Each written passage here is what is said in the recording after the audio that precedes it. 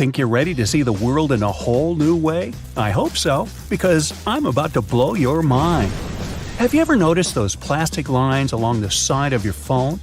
They're the oddly spaced stripes that seem to have no purpose.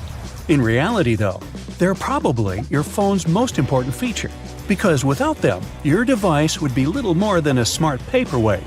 They are antenna lines, allowing your phone to remain wireless. Electromagnetic waves carrying phone, Bluetooth, and Wi-Fi signals cannot pass through metal, which makes up most of the phone's outer case. And the glass panel up front also slows those waves down. It's like there's a bouncer at the door, refusing to let most signals in or out of the phone. Hey, I've been to that nightclub. Anyway, that means no phone calls, no text, and no late-night delivery when you have nothing in the fridge except one egg and something that might have once been lasagna. Those little strips of plastic allow the same electromagnetic waves to come and go as they please. This is why you can call a friend, order a ride, or play an online matching game until 3 in the morning. Hey, don't you have to get up early for work? When you do finally stumble out of bed, make sure you're using this next item correctly to avoid a potentially upsetting situation. The zipper, originally patented as the clasp locker in 1851, didn't become widely used until the 1930s. Now they're on everything, from bags to jackets to jeans. And they're not perfect. They get stuck. They pinch the skin. And we all know what happens if the zipper on our pants refuses to stay up. Well, luckily, this can be avoided. Most zippers have a locking mechanism built right in. When the zip is facing down and flat against the teeth, the lock is engaged and the zipper remains closed. If only I had known that back in school. What about those metal rivets most jeans have? They're more than a design choice. They were added to protect areas that experience the most strain, such as pocket corners and the base of the fly. The rivets hold the fabric together, even when it's being stretched and pulled during work. And since we're talking about clothing, have you ever wondered about that tiny fifth pocket at the front of your jeans? Well, first of all, it isn't really a fifth pocket. Originally, jeans were made with 4 pockets, including that little one in front. The fifth pocket is actually the one on the back left, which was only added to jeans in 1901. The little pocket, though, was important a long time ago. Cowboys needed to keep their pocket watches safe while riding out on the range. Yeehaw! That pocket kept the watches protected but also handy. And then people became so used to it that jeans just look weird without one. Another strange holdout from a bygone day is that stitched V on the front of some sweatshirts. What if I told you that those exact stitches hold the whole shirt together? Well, then I would be lying, and I never do that. But back in the 1940s, this V was very useful. First, the V stitch was initially used to add a patch of stretchy rib fabric to the shirt so that it could fit over our big heads more easily. Secondly, these shirts were specifically designed for sports, so the V included an additional piece of fabric to absorb the sweat that would build up during a game or a workout. As stretchy fabric became readily available and better at handling perspiration, the V lost its traditional value. But, like the tiny jean pocket, it has continued as a decorative feature, a reminder of our big-headed ancestors who apparently only sweated just below the chin. But moving on. One place you won't find many people sweating is the golf course. You will see quite a few fashion disasters, sure, but sweat? Not so much. Golf was invented around the 16th century in Scotland. Back then, the ball was perfectly round and smooth. Over time, the ball would become dented from use, and at some point, golfers discovered that these imperfections actually helped the ball fly farther. Dimples were added on purpose in the 1900s, when it was found out that they reduced the aerodynamic drag that slowed down a smoother ball, and the dimples made the balls easier to control. And no, not all golf balls are created equal. The number of dimples can range from 300 to 500, with one company producing a ball with over 1,000 little dents. Wow, a little overboard, eh? Need a quick, refreshing drink after a round of golf? Juice boxes, created back in 1963, are very convenient. But why do they have these large triangular flaps on top? Their lifted flaps act as hand grips. This stops you from accidentally squeezing a full box and spilling juice all over the place, like onto your favorite t-shirt or the new couch. Now, when you're done golfing, grab your backpack with that leather diamond patch with 2 vertical openings. It's commonly referred to as a lash tab, but I much prefer its other name, pig snout. I mean, it certainly looks like one. You typically find these pig snouts on packs used by hikers and climbers. The diamond is a place to tie any extra gear that they need to carry, like boots, cooking equipment, or sleeping bags. But these lash tabs are also becoming more common on smaller backpacks. They're a nod to the past, but just as useful. Attach your running shoes to one next time you head to the gym, keeping those stinky things away from the rest of your clothes. Now, I'm sure you're a great driver, but for years, you've probably been neglecting an important safety feature right in front of your eyes. That rear-view mirror has a small tab located at the bottom center. It's high time you started using it. When this is flipped forward, the mirror is in day mode, providing a strong reflection of everything behind the car. Flipping the tab backward changes the whole situation to night mode. This reduces the brightness of the headlights behind you, resulting in a safer drive. Another cool car tip? If you're borrowing from a friend, using a rental, or have the memory of a houseplant, cars feature a handy indicator to let you know which side the gas tank is on. It's a tiny arrow next to the pump icon that points either left or right. Where the arrow points, that's where the gas tank can be found. And that's one less thing you have to remember. Okay, off to the grocery store. A regular shopping cart has a useful feature you might have been overlooking. Carts usually include loops in the metal frame, often behind the child seat. As you bag your groceries, hang the ones with fragile or squishable items, like eggs or bread, on these loops. Now they're out of harm's way when you toss that giant watermelon into the cart. Later, when you're unloading your groceries, do yourself a favor and grab that box of plastic wrap. You know, the one that is impossible to unroll without the whole tube coming out while the plastic wrap sticks to itself. Check out either end of the box, and you'll see small tabs that you are supposed to push in. This helps to hold the roll in place so you can easily pull the plastic wrap out without all the fuss. Aluminum foil boxes also have these tabs. Now that you can finally use that plastic wrap, try this appealing hack. Separate that bunch of bananas and cover each stem in some plastic wrap. The stem releases a gas called ethylene. When it reaches the rest of the banana, it encourages the fruit to ripen and turn black. If you wrap the stems, your bananas will last longer. And since you're in your kitchen, you might as well warm up that coffee from this morning. Just remove the gross skin that has formed on top. Don't eat it.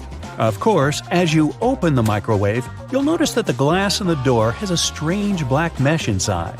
This mesh is designed to stop any radiation from passing through the glass.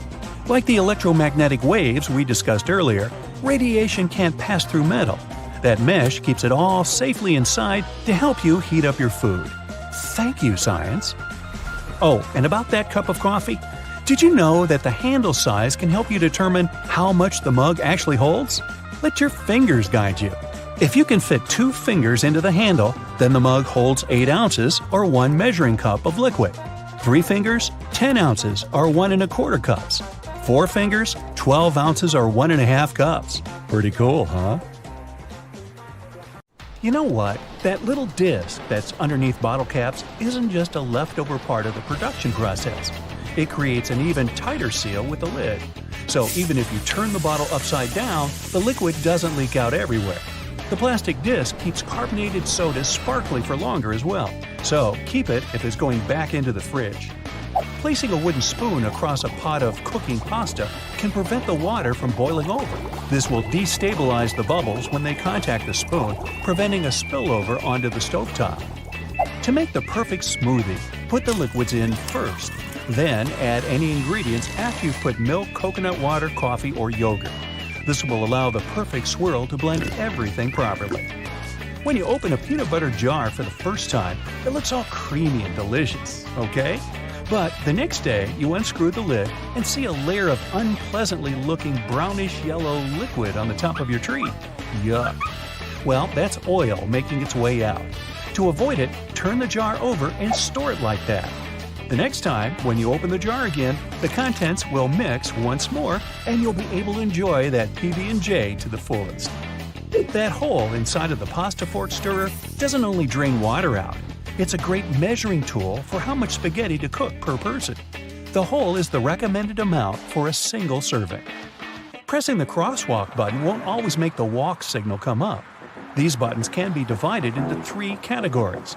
The first needs to be pressed, the second won't work, and the third requires a push of the button to activate that walk signal after a certain time in the day. It all depends on what city you're in, the time of day, and where you are in that city. Tinfoil and plastic wrap boxes have a special design on there to hold that roll in place. A cardboard tab on each end that works as a lock.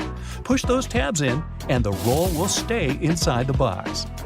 Repeatedly pushing the closed door button in a U.S. elevator isn't going to make it close any sooner. In 1990, the U.S. passed a Disabilities Act for elevators, which means that elevators had to ensure that someone with a disability had time to get inside one. The only people who can bypass this are emergency workers and building maintenance people. They'll have keys or even special codes to make that button operational. You can turn on the new episode of your favorite TV show, fall into your cozy couch with a bag of chips, tear it open, and now you have to catch the chips spilling over. You've torn the bag too much. Careful not to make it worse, grab a hole punch and make a hole right at the end of the tear. That will stop it from going further thanks to the round shape of the hole. Pouring out juice or milk with the spout at the bottom leads to a glugging effect that splashes the liquid all around. To avoid this, flip the carton around with the spout at the top. This allows better airflow to happen, allowing a more even flow. Same principle works with gas cans that have 2 holes with caps. They aren't there to fill different size equipments. The second hole is meant to be uncapped before you pour your gas to prevent that glugging effect. Getting one Tic Tac out of that tiny container can usually end up as fine. I'm not complaining, but we've been doing it wrong the whole time. There's a hole built into the lid of the container that does more than keeping the lid closed tightly. Flip the container upside down and 1 Tic Tac will be stuck in the lid. Changing the thermostat setting in the vast majority of office buildings won't do a thing. The system controls are kept outside the air ducts, not on the wall. These dummy thermostats are to give the illusion that the AC or heat is changing. The most they'll change is 1 or 2 degrees. That's if they're connected at all. Non-stick pans make cleaning up a breeze after cooking a meal. But what makes a non-stick pan so useful is the coating. However, metal utensils on the pan will increase the chances of scratching or ruining the coating, so it's best to opt for those made of wood or plastic. How many times have you heated your food in the microwave only to stir it on the plate and heat it again, because it's only hot at the edges but ice cold in the center? Well, to forget about it forever, make some room in the center of the plate, spreading the food toward the edges before putting it in the oven. The microwaves heat the food from the walls, so it's only natural that the middle takes the longest to heat up. One more microwave trick while we're at it, you can actually mute it. Look closely at the front panel for a sound button. If there's none, try pressing and holding 1 or 0, stop or cancel. It'll either result in turning off the beeping sounds or activating a lock feature, and now you're on your own.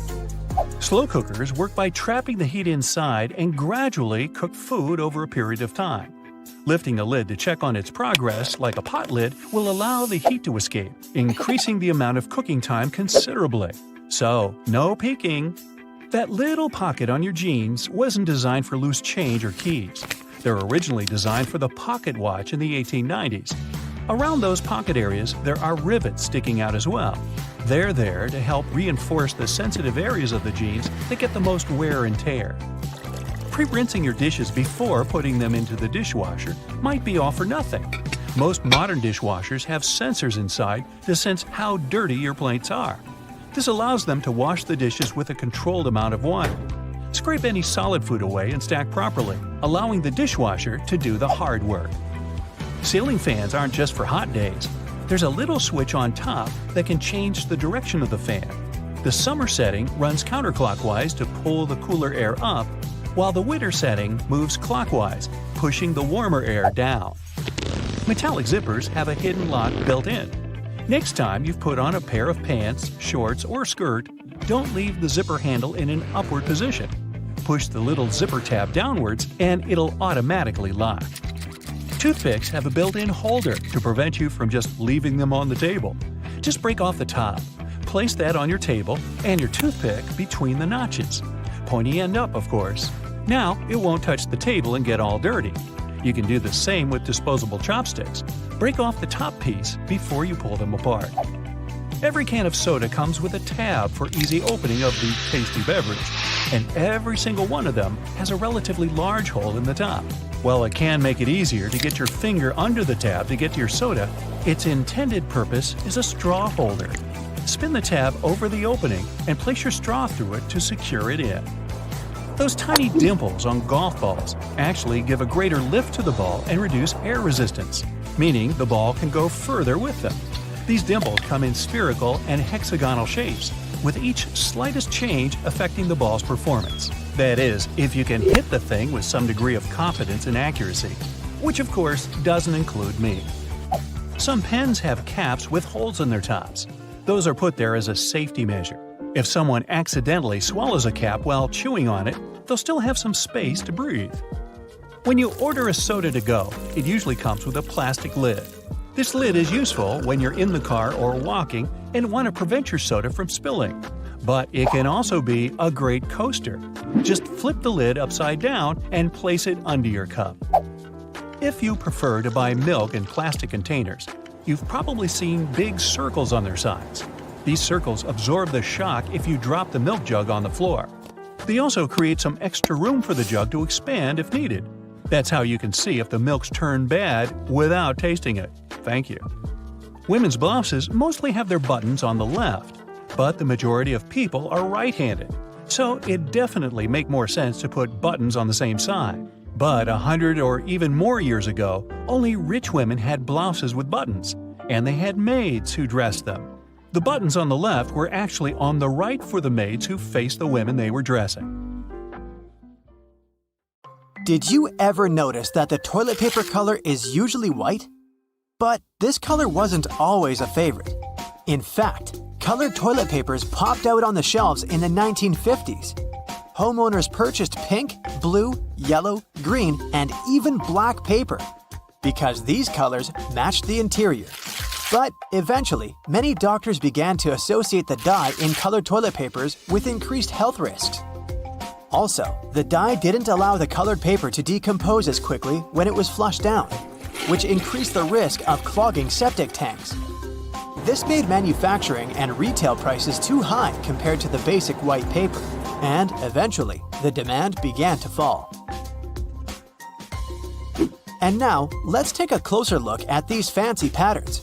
Most people probably don't care about the decorations when it comes to their toilet paper.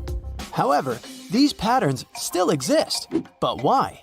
Well, there are several opinions. Some say it's just a marketing tool. Manufacturers use pretty decor to make their products look more aesthetically pleasing, and to make customers associate their brand with elegance and a luxurious lifestyle. Another explanation is more practical. These patterns fluff up the paper, which makes it more absorbent. Speaking of fluffiness, have you ever wondered why they have such rough toilet paper in public toilets? The most obvious answer is that high-quality toilet paper is more expensive. Also, companies prefer purchasing giant rolls of low-quality paper because they can change them less frequently. This decision also helps prevent stealing. Yes, people actually steal paper from public toilets. Have you ever noticed that light switches in public toilets are usually placed outside? Well, it's not a coincidence. Construction companies do it for safety reasons because, as we all know, electricity plus water is a dangerous combination. And light switches are connected to power. Therefore, electricity literally flows through them. Of course, professionally installed switches will have a bunch of additional safety precautions. But most builders prefer not to take risks. The UK has far stricter rules for light switch safety compared to the US. That's why if you live in London, you'll probably find light switches outside the bathroom more commonly. But don't worry, most bathrooms in the US feature independent electrical circuits. This provides additional safety in case of accidental electric shock. When any change in the electrical current happens, they should shut off automatically. There are so many awesome lighting opportunities in this world. But why are the traffic lights red, green, and yellow? Turns out there's a reasonable explanation for it. Before traffic lights for cars, there were traffic signals for trains. At first, railroad operators used white color to mean go, red to mean stop, and green to mean caution. But later, they realized that white wasn't such a good idea, because bright white light could easily be mistaken for stars during the nighttime. So railway companies changed the white color for green to mean go and yellow to mean caution, because these colors are easily distinguishable from the others. And eventually, this tradition spread to traffic lights for cars and became a standard. As for the red color, it has the longest wavelength, which means that drivers can see it from a greater distance than other colors. And the color yellow was chosen as a caution sign, because it has a slightly shorter wavelength than red, but still longer than green. What's the dustiest room in your house? Usually, the answer is a bedroom. But why? Bedrooms tend to generate dust from skin cells, dust mites, and fibers from fabrics in your bed sheets, carpets, and curtains. If you have a pet, its fur and skin cells add a significant amount of dirt to this dusty party. Luckily, there are simple ways to make your bedroom less dusty. This includes making your bed every day and cleaning the area regularly with both a vacuum cleaner and water. You can try to get rid of carpets and unnecessary furniture and decor items that tend to collect dust. Also, pay attention to the quality when you buy curtains or bed sheets. The looser the fabric, the more dirt it collects. And finally, you can ban your pet from entering the bedroom. But let's be honest, you would never do that. Modern air purifiers, air conditioners, and ceiling fans can help make your sleeping area cozier, but make sure to clean them regularly. Otherwise, if your filter is dirty or clogged up with fur or any other pollutants, it won't collect new dust properly. And the dust would end up on your bedroom surfaces. Speaking of dust, did you know that you can clean the edge of a broom with a dustpan? This zigzag over here is not only for aesthetic purposes, you can use it as a comb for the bristles. Have you ever had these marks behind your ears after wearing your glasses? Sometimes it can even take them weeks to go away. Well, it's a sign that the side pieces of the glasses, called temples, are not adjusted properly for your head. In other words, they're too tight. This can cause skin irritation and even headaches. If they're bent towards the area behind your ears, they can press on the fragile part of the skull. So, keep in mind that temples should not only have the correct size, but also correct adjustment. A professional optician can easily fix this problem. It's way safer than trying to do it on your own. Box graters can be used in a horizontal position too. In many cases, it's much more convenient to grate a carrot or a big block of cheese this way. If you want to grate a soft product like goat cheese or mozzarella, you can put them in the freezer for about 30 minutes before grating. Also, there's a way to make the cleanup easier and prevent the cheese from sticking. Spray the grater with a small amount of oil before using it. And now, let's take a look at the most unpopular sides of the box grater. Have you ever used them? This side is actually designed for slicing. It's pretty handy if you want to make thin vegetable slices for your salad or pasta. Or sliced potato chips. And these tiny punched-out holes are designed for zesting or very finely grating. Graters are pretty useful for the next non-food tip. If you're on a budget, you can purchase this super cheap laundry soap. Grate a small amount and throw it right into your washing machine instead of using the regular washing gel. Did you know that you can change which way the refrigerator door opens? There are hinges over here. If you attach them on the other side, the doors will swing the other way. But before trying to do any repairs by yourself, make sure to disconnect the power source and read the instructions for your particular model of the fridge. Have you ever noticed that there's a shiny side and a dull side to tinfoil? Many people believe that it matters which side is used up or down because the shiny side would trap the heat better. But in fact, it makes no difference at all. The manufacturing process makes the two sides look slightly different. but they both serve their purpose equally. Tinfoil can be used not only in the kitchen. Here's a little known battery hack. Let's say you're out of AA batteries. No worries, use a smaller AAA battery and a bit of tinfoil. Just insert it on one of the ends. This will work because both AA and AAA batteries carry the same amount of voltage. Did you know that Chinese takeout food containers unfold and turn into plates? All you have to do is just to disassemble it from the two sides, and gravity will do the rest. By the way, the old school name for this type of paperboard container is an oyster pail, because it was originally designed to hold oysters. If you look at it on the street, you'll think a fire hydrant is about 3 feet in height. But the actual size of the device used to provide water supply to firefighters all over the world is twice as large. That is, if you count the rest of the hydrant, which is hiding underground. They're mostly red, and it's not just a matter of urban design. First of all, they need to be of bright, easily noticeable colors so firefighters can spot them fast when they need to. The choice of color depends on how much water the hydrant can hold. It can sometimes vary depending on the location, but here's the breakdown. A red fire hydrant can splash 500 gallons of water per minute, while an orange one at least 1,000 gallons. Green ones mostly process 1,500 gallons of water per minute, and the most plentiful ones colored blue can generally contain over 1,500 gallons. Hey bowling fans, isn't it super annoying when your bowling ball gets cracked? Turns out that most of them get damaged because of incorrect storage or spikes in temperature. Now come on and face it, since it's already cracked a bit, aren't you curious what's actually inside the bowling ball? 'Cause I sure am. Let's have a look. They mostly make the inner core of the ball of powdered metal oxides, like calcium or iron oxide. They mix them with some resin and catalyst to harden the whole mixture. So that light bulb shape you now see inside of the ball is actually its heaviest part. It also influences how your bowling ball rotates when going down the lane. The same goes with spray paint cans. When you shake it, it makes a weird noise. But what is that thing in there? It's called a pea, and it's meant to hold the paint mixture in place and maintain its shape.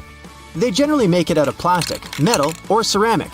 It basically acts as a whisk to make sure your paint is well mixed together before you apply it to your surface of choice. Ever wondered how soda bottles keep that refreshing fizz for that long? Well, they have a little plastic ring fastened to the lid. They place it there to keep the gas from escaping and making the soda go flat, even if you shake it around in your bag the whole day.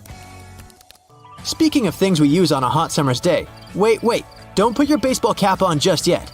Take a look at it for a minute, and you'll notice there's a small button on the very top. Is it functional, or is it just there for the sake of design?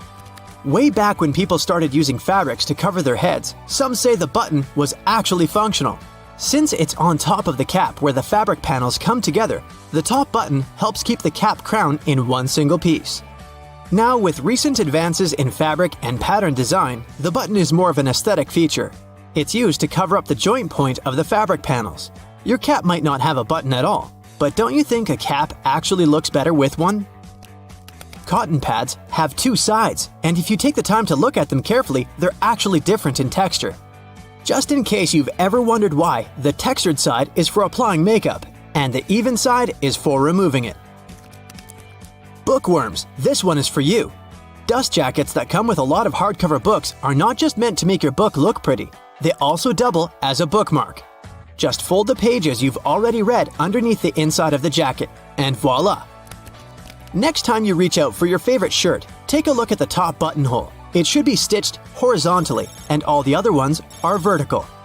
Turns out that the dress shirt was designed this way since the first and the last buttons were the first ones to unbutton throughout the day. They then changed the direction of the buttonhole to ensure the shirt would stay nice and fitted before you're ready to take it off.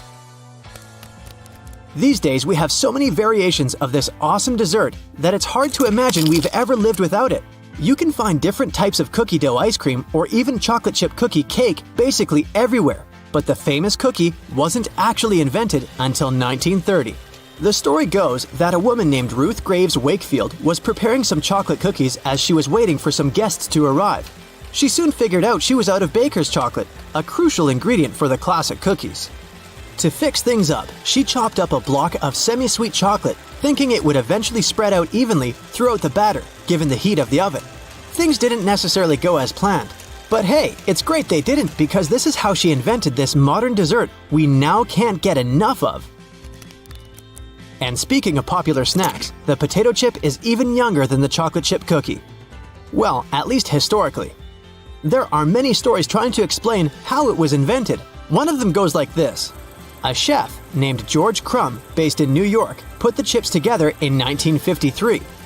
He decided to try a different cooking solution when one of his customers didn't have nice things to say about his French fries. He said they were too thick and kind of mushy. Then, Crumb came up with potatoes that were thinly sliced and fried until brown. People absolutely loved the dish, and they welcomed the first ever batch of chips with open arms. Ice cream, anyone? If the story is true, back in 1904 at the St. Louis World's Fair, one ice cream shop owner ran out of cups to serve his dish. So, he fashioned a waffle into the shape of a cone, and the rest was history. Okay, I'll admit it, chewing gum-like treats have been around since the ancient Greeks. So this one isn't particularly a revolutionary discovery, but the actual gum we buy today wasn't there until the late 1800s. An American inventor named Thomas Adams wanted to mix together different chemicals to create rubber. He tried and failed, for that matter, to play with chicle for his experiment, but ended up fashioning this neat treat. They still use chicle to this day to produce most chewing gums.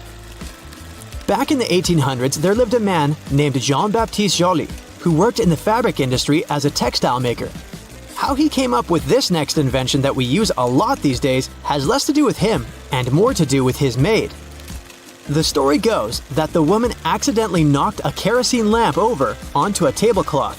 Instead of getting upset over the damaged fabric, Joly noticed that the substance actually made the material cleaner. Figured it out yet? Yep, that's how the idea for the very first dry cleaner popped up. A very neat accident, if I do say so myself. Now this one I loved. Did you know matchsticks were initially called friction lights? Or at least that's how their inventor, a chemist named John Walker, called them back in 1826. He scraped a stick coated in chemicals across his hearth, totally by accident one day, and realized that they ignited and created a spark. Initially made out of cardboard, they were then made using wooden splints and sandpaper. Back in the 1940s, a man named Harry Coover stumbled upon a chemical formulation that seemed to stick to everything it touched. The scientific community at the time didn't look much into it, as the formula didn't seem to have many applications back then. It wasn't until 1951 that he looked a bit more into the formula and decided to repurpose it. Along with a fellow Eastman Kodak researcher named Fred Joyner, they gave it a proper full name. But you must know it by the shorter version: super glue. It also has many uses in security these days that it's hard to believe that we didn't come up with this one on purpose. Back in 1903, a scientist named Edward Benedictus knocked over a flask by accident. He looked down and was amazed to see that the glassware had just slightly cracked but maintained its shape. He was expecting it to break into a million tiny pieces. Curious about this hidden feature, he looked into it and figured out what was keeping the glass together was a substance coating the inside of the glass. Ta-da! That's how humanity came up with safety glass. I want you to get ready to have your eyes finally open to some of the strange little secrets behind everyday items. From tape measures to toothbrushes to the kitchen stove, you'll never look at or use any of these things the same way again. Let's start with a humble tape measure. See how shy it is? It's actually a much more useful tool than you might think. Struggling to measure something on your own? Well, there's a hole or notch in the metal bit on the end. Called a nail grab, it allows you to hook it onto a small nail or screw, which then holds the tape measure in place while you pull it open. No more wild flopping around while you try to read it. But that metal end seems a little loose. Maybe it's time to buy a new one. Nah, don't. The end is actually supposed to move around, helping you get an accurate measurement. The hook is actually 1/16 inch wide, and that little bit of movement takes this into account. If you push it against something for an inside measurement, the hook is included in the final number. If that hook is on the end of something for an outside measurement, the slight gap equals the space the hook would take up. Your measurements are always spot on. Oh, and stop bending the tape when trying to include a corner in the measurement. Your numbers will be wrong. Check the casing. You'll actually find a measurement listed on the side. This is the length of the case itself. Press the casing into the corner, add that number to your measurement, and you'll have the correct information for any project. And guess what? There is actually a National Tape Measure Day. Ta-da! It's celebrated each year on July 14th. Wow, they really do have a day for everything. Now, another tool you haven't been using correctly? The stapler. Take a closer look at the metal plate at the front end. This is called the anvil, and yes, it helps bend the staples. But did you know it actually has two settings? A traditional staple's arms point inward, securing several sheets of paper in place. But you can turn the anvil around to the pinning setting so that the arms of the staple will point outward. These staples are designed to be temporary, like pins used in sewing, and are much easier to remove. Do you have a padlock for your bike, or a locker at school, or your shed to keep your neighbor from borrowing things without asking? Then you may have noticed a small hole at the bottom, near the place where you put the key. The main purpose for this hole is to help drain water that might get inside. If the water isn't removed, it can damage the mechanism when freezing or by causing it to rust.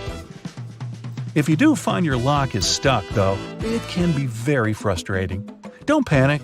Add a bit of oil through this hole to help lubricate the mechanism inside, and it should soon start working again. Let's see what interesting things we can find in your closet. Nah, I'm not snooping. Well, maybe a little. Ooh, your coat is a good place to start. Some have a weird little half belt at the back. It doesn't wrap around to help keep the coat closed, so why is it there? Called a martingale, today it's little more than a style choice by designers, but it once served a very useful purpose. Some men's coats were made with additional material. The belt held that extra fabric in place. When the belt was undone, the jacket would open up wider and become a useful blanket. Very handy for when people were traveling and didn't have room to carry extra sleeping gear. Often, when you buy a new jacket or a fancy piece of clothing, it will come with a little bag that includes a few extra buttons and a little square of the fabric the garment was made with. The buttons are extras in case you lose one. That swatch of fabric, however, has several uses. Many people believe it can be used for patching small holes, but it also allows you to test your cleaning products on it. This way, you don't ruin your item the first time you toss it into the washing machine. It's better for that little swatch to turn a horrendous pink than your beautiful new coat. Bonus tip: carry that swatch with you when you go shopping. It'll help when you're looking for a matching outfit. I mentioned buttons just a minute ago. Have you ever wondered why buttons on women's shirts are on the left, but on men's they're on the right? Well, there was a time when the side the buttons were on would indicate your social status. If you were a commoner, you would be dressing yourself. And these buttons would be on the right, easier for a right-handed person to do up. If you were wealthy and male, you would still probably be dressing on your own. But if you were a wealthy woman, you often had a chambermaid helping you put on clothing. Especially during times like the Renaissance and the Victorian era, where women's clothing would be quite elaborate, with everything from petticoats to corsets and bustles to consider. The buttons were on the left so the maid could use her right hand to secure them more easily. In time, it simply became part of mass-produced fashion, the reason long forgotten. And what about those boots and shoes?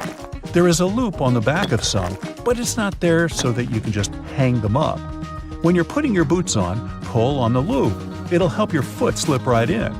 Now those boots are really made for walking. Another thing you may not know is why there's a pom-pom on your beanie or toque. They were used by French sailors as extra padding, so they wouldn't hit their heads during rough weather on the naturally low ceilings when below deck. Of course, the pom-pom itself goes way back in time. There are even depictions of Vikings wearing them on their headgear. Using a form of knitting or crochet, They would add the pom-pom as a way to cover the exposed seams on the top of the hat. Okay, what can we find in the washroom? First, let's look at your trusty toothbrush. It's likely to have blue bristles on it. As you brush your teeth, hopefully twice a day, the color will begin to fade. When the blue is almost gone, it's time for a new brush. Oh, and you should be brushing your tongue to remove bacteria and food particles. In fact, if your toothbrush has ridges along the top of the head, this is a built-in tongue scraper. And then there are those annoying tubes of medicated cream. What, you got a rash? Not my business. Have you ever struggled to remove that silver metallic seal beneath the lid? That tube was designed to make this easy. Look more closely at the top of that cap. It has a spike right in the middle. Use this to pierce through the protective foil. Just unscrew the cap, flip it over, and push it down. Okay, let's head into the kitchen for a few more surprises. First, the oven. It has a stovetop for cooking soup and stir-fry, an actual oven part for making those amazing cupcakes, and the bottom drawer to store cookie sheets and pie plates, right? Not so fast. That bottom drawer might be more useful than you think. Many electric stoves are designed to use this as a warming drawer. You can keep food warm while waiting for other parts of your meal to finish cooking. That means no more apologizing for those cold mashed potatoes. Hey, I never apologize. If you have a gas range, though, you may actually have a broiler down there. Just check the drawer for a built-in rack that holds a broiler pan. And did you know you can also use it for grilling steak or burgers on a cold rainy day? Ooh, barbecue flavor without braving the outdoors. Now, you might have a few pots and pans with a hole at the end of the handle. One reason? Many people actually hang their pots on hooks to keep them out of the way when not being used. The other use? These holes can hold the utensil you're cooking with. If you're mixing pasta sauce with a wooden spoon, place the spoon into the handle. It is still handy, and any sauce on the spoon will drip back into the pot and not on the stove. And here's a time saver. Don't peel your garlic before putting it through the garlic press. The press is designed to push out the clove and keep the skin inside. This tip alone is a game changer. Wow, who knew a short video could dramatically change your life? Hey, it's a whole new me! Now, how many functioning razor blades have you thrown out because they got oxidated and rusty? Ew. And how much usable toilet paper have you wasted because you didn't know any better? Luckily, that can change if you follow some simple tips. Now, let's say you've just arrived back from the grocery store. The bags are full of fresh produce and refrigerated items. If you're a Type A person, you probably look at your empty fridge and start throwing your groceries inside without any type of organizational system. Now, if you were a Type B, maybe you stop for a moment to assess the situation and try to figure out the best way to distribute your food. No matter which scenario you fit into, I bet you've been storing some essential day-to-day items in a very wrong way. Take eggs. We're used to them coming beautifully placed in their little carton packages, ready to be picked one by one and transferred to the egg compartment located on the fridge's door. But have you ever stopped to wonder whether that is really the best place to store your eggs after all? Turns out it's not the ideal place for them. The refrigerator door is one of the warmest parts of a fridge, as it is being constantly opened and closed, compromising the egg's overall quality. According to food safety experts, there is such a thing as the correct order to store food inside the fridge. Refrigeration plays a large role in keeping your food safe. The first rule of keeping food fresh is to always check the temperature in the places where you store it. The temperature inside kitchen cabinets should be between 50 degrees Fahrenheit and 70 degrees. And when it comes to the fridge, it must be around 37 degrees Fahrenheit, while the freezer should mark nothing over 0 degrees Fahrenheit. Store your refrigerated foods by cooking temperature, from the lowest temperature on the upper shelves to the highest cooking temperature on the bottom shelves. Keep ready-to-eat foods that need little to no cooking at all on the first fridge shelf. Then organize the rest of your shelves by cooking temperature. In this scenario, eggs would go on the third or fourth shelf, as they cook between 145 and 155 degrees Fahrenheit. Now bread. If you're a carb eater, you've certainly lost multiple packages of bread before. They are notoriously known for their super-fast expiring dates and the colonies of mold that appear from what seems to be thin air and force us to throw away otherwise good slices of bread. Well, here's some good news. There is a way to keep your loaf of bread fresh for weeks and even months. And contrary to eggs and milk, the fridge is not the way to go for that to happen. Instead, separate the slices of bread and place them in a plastic bag. Now, close the bag, removing all air from inside it. Be sure to leave the bag as free from air as possible. That is what will generate its safe storage. Now, place the airtight bags of plastic into a freezer, and voila! Your bread can last up to 3 months that way. How about pickles and other condiment food jars? In order to make them last longer, store them upside down, as that will prevent mold growth. And yes, you can keep these ones on your fridge's door. There's no problem with that. Before we leave the kitchen, try this out. Whenever you buy a new non-stick saucepan, season it before actually cooking anything on it. First, you'll need oil. Rub on the edges of your pan and place it inside the stove for about 60 seconds. Let it absorb the heat, then remove the pan from the stove and let it cool down. Wipe off the excess oil, and there you have it. This way, the oil will fill in any small gaps or little pores in the pan, smoothing down the surface until it's all even. You can now expose the pan to high temperatures and it won't get damaged. Now, let's move on to bathroom items. Toilet paper is easily one of the most wasted household items. Even if we notice it, we don't really do much to change the way we go about it. Apart from the classic over-under discussion of how we should place toilet paper, there is a less-known must-do habit that we often ignore.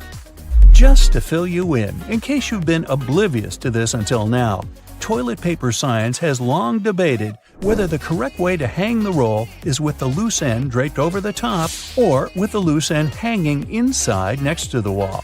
And as much as I bet many here already know the answer, can I have a drum roll, please? Well, you got that right if you guessed with the loose end draped over the top. It is so for the simple reason that over provides easier access to the loose hanging end of the paper and minimizes the risk of knuckle-on-wall germ gathering. Ooh. But now, toilet paper ingenuity doesn't end here. Did you know that to reduce toilet paper waste, you should squish your rolls before placing them on the bathroom hanger? By squishing, I mean laying them down horizontally and pressing them down with your hand until their aspheric center has turned into an oval, almost flat in shape. Yes, you should aim at flattening your toilet paper, and no, I haven't lost my mind. That happened long ago. The purpose of this practice is to make it harder for toilet paper to rotate. When you hang it in its usual, more circular form, it rotates too easily. This way, it lets us, the toilet paper users, effortlessly enjoy it in an unlimited fashion. Depending on the force we use to pull the paper, we will end up with twice or 3 times the amount of paper we needed in the first place. And sure, we could just roll the excess back. But I bet most of us here don't do that and end up just wasting huge chunks of paper. You get the idea, right? Oval-shaped paper equals more controlled rotation and thus less waste of toilet paper. So there.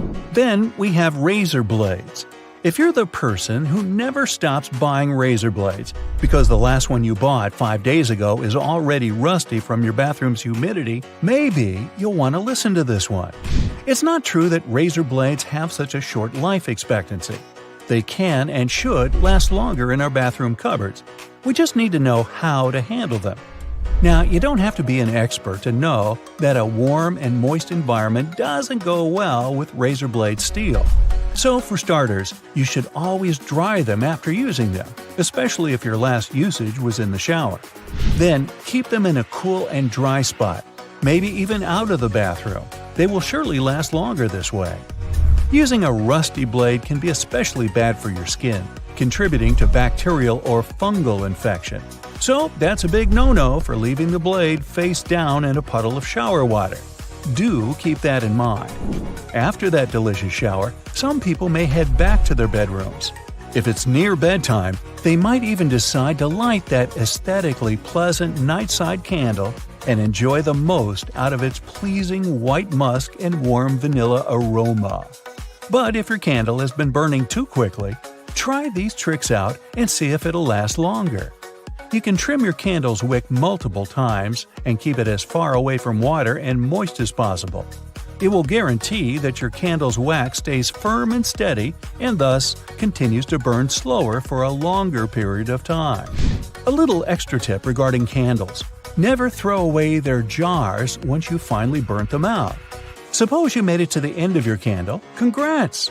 Boil some water, wash the recipient with detergent and warm water, clean the remaining wax out of it, and reuse the jar. You can plant a succulent, store art supply, or use it for anything your heart desires. And there you have it. Little changes in habits can go a long way in your daily life. Be sure to check them out and let us know in the comments below which one was your favorite to try out. Me? I'm going to make candles out of toilet paper. We'll see how that goes. This is the right way to use a hairbrush. Don't use it horizontally. Hold it in a vertical position. The bristles are lined up vertically. If you hold the comb horizontally, then these bristles begin to bend. You can check it yourself and feel how convenient it is this way. You enter the room and take off your sunglasses. Where are you going to hide them?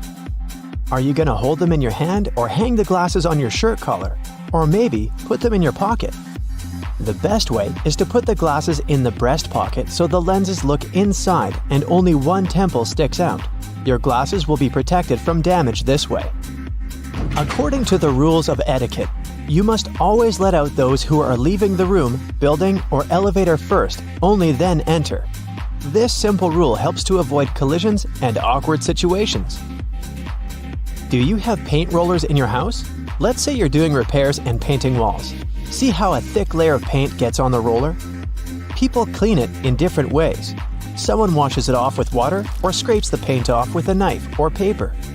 But there is an easier way. You can buy special squeegees for paint rollers. Their blade shape fits the roller perfectly and scrapes off all the dirt. Toothpicks are always on the table at restaurants and cafes. People use them incorrectly when picking their teeth with them after eating. The correct and cultured way is to go into the restroom and carefully pull out all the food.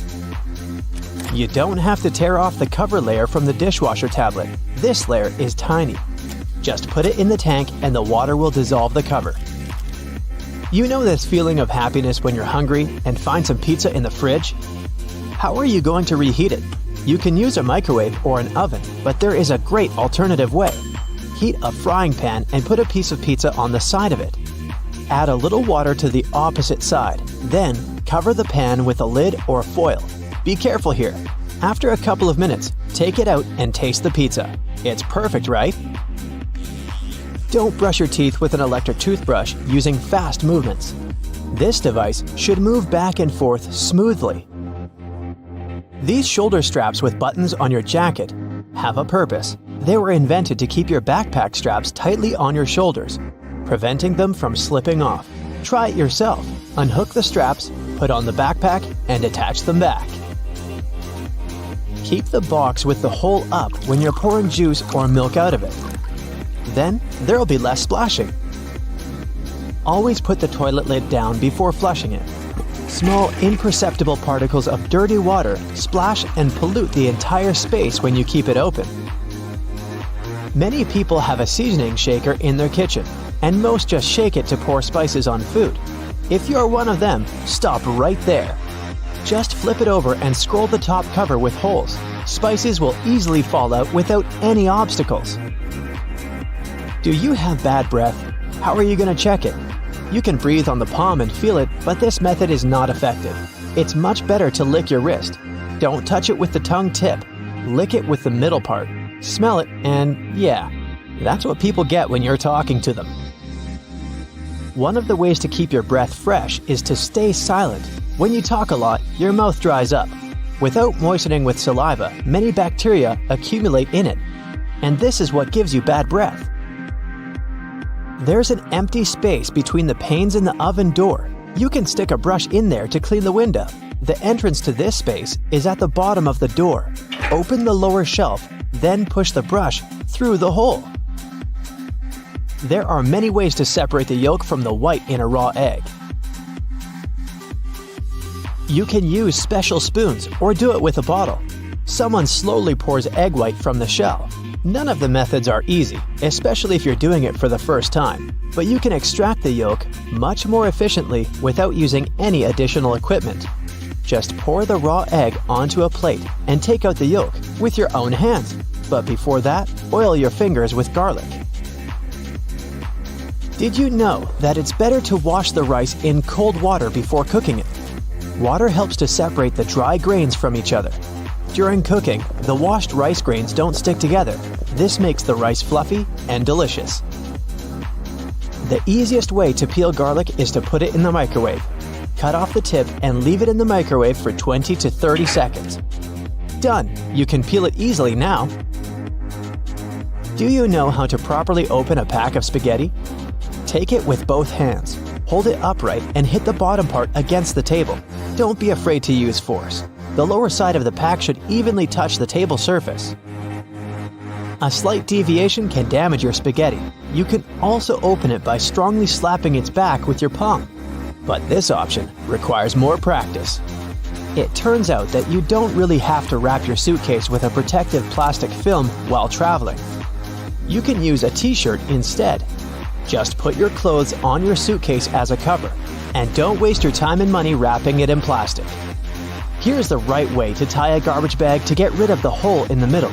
Don't tie these thin straps together. Hold them to the top. Make a knot and wrap the knot through the loop. Now you have a good tight seal here. Here's the best way to open a bag of chips at a party. Put the bag horizontally. Fold two corners on the same side and roll this side inside a little bit. Put the bag with this rolled side on the table and open the top. Your ceiling fan has two modes of operation, the winter and the summer one. You need to find the switch to change between them. Switch it up to activate the winter mode, and the fan will pull the air up. Turn on the summer mode, and the fan will push the air down to cool the room. If you're afraid of losing your luggage at the airport, here's a great way to avoid it. You need to take a picture of your suitcase in advance to show it to the airport staff later. You can also buy a special GPS tracker and put it in your bag. It can work for 6 days. You can use your phone to locate your luggage wherever it is. The extra space under your oven is not only for keeping your frying pans and pots. You can put dishes with food in there. The oven heat will keep the food warm. It's helpful if you're waiting for guests and they're late. Don't tuck the bathrobe belt behind the back. Pull it out and thread it through loops on the side of your stomach. After that, tie the belt as you like. The robe will fit tightly to the body. You get a hot pack of popcorn out of the microwave and feel that small unpopped grains are in there. You can get rid of them before you open the box. See that tiny hole in the top? Shake it over a plate and all the grains will fall through it. Have you ever found pieces of fabric coming with new clothes? They're not patches. These are the first test subjects before cleaning. You can put this piece in the washing machine and see what will happen to it. If everything's okay, you can safely wash your clothes. Here's an easy way to peel an orange. Just cut off its top and bottom and make an incision down to the middle. Now unroll the fruit. You can open cardboard containers with Chinese food by expanding paper walls and using them as a plate. This way, you'll get more space and cool down your food faster. So grab your phone. Good, now turn it around. You see that little dot between the camera and the flash? That's a tiny microphone. Bet that's something you didn't know. What's it doing there? Well, when you're on a phone call, this little guy is busy at work reducing the amount of background noise other people hear when you talk. That's right, if it wasn't for this, calls wouldn't be as nearly as crisp as they are now. You're lost in the woods and you're rushing to get back to camp. You suddenly remember you've got something that can help.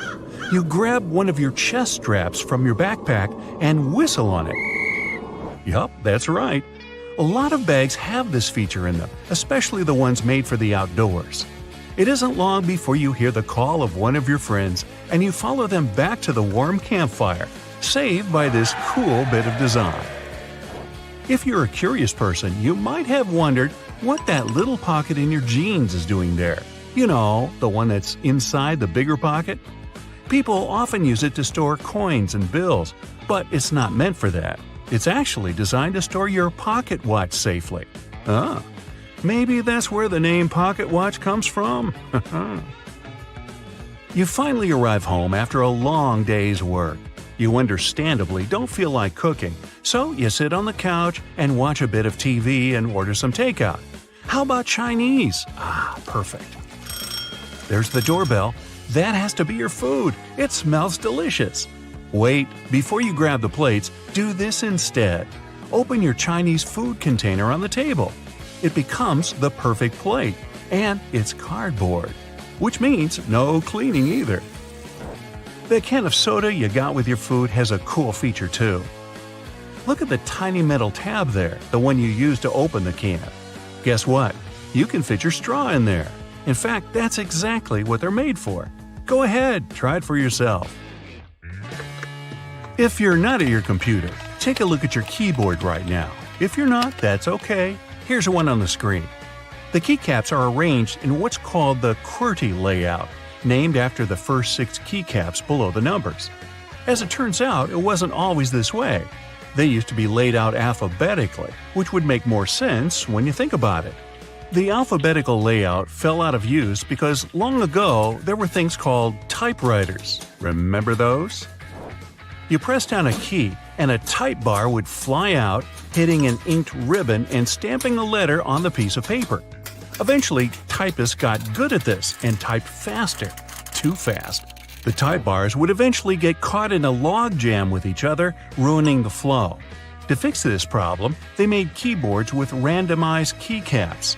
The new layout actually worked better because it made typing harder, helping to slow typists down and prevent the type bars from getting stuck. Much better. Today, no type bars, no typewriters, mostly. People are still fast nowadays, but you just can't help but wonder who was faster though, us or them.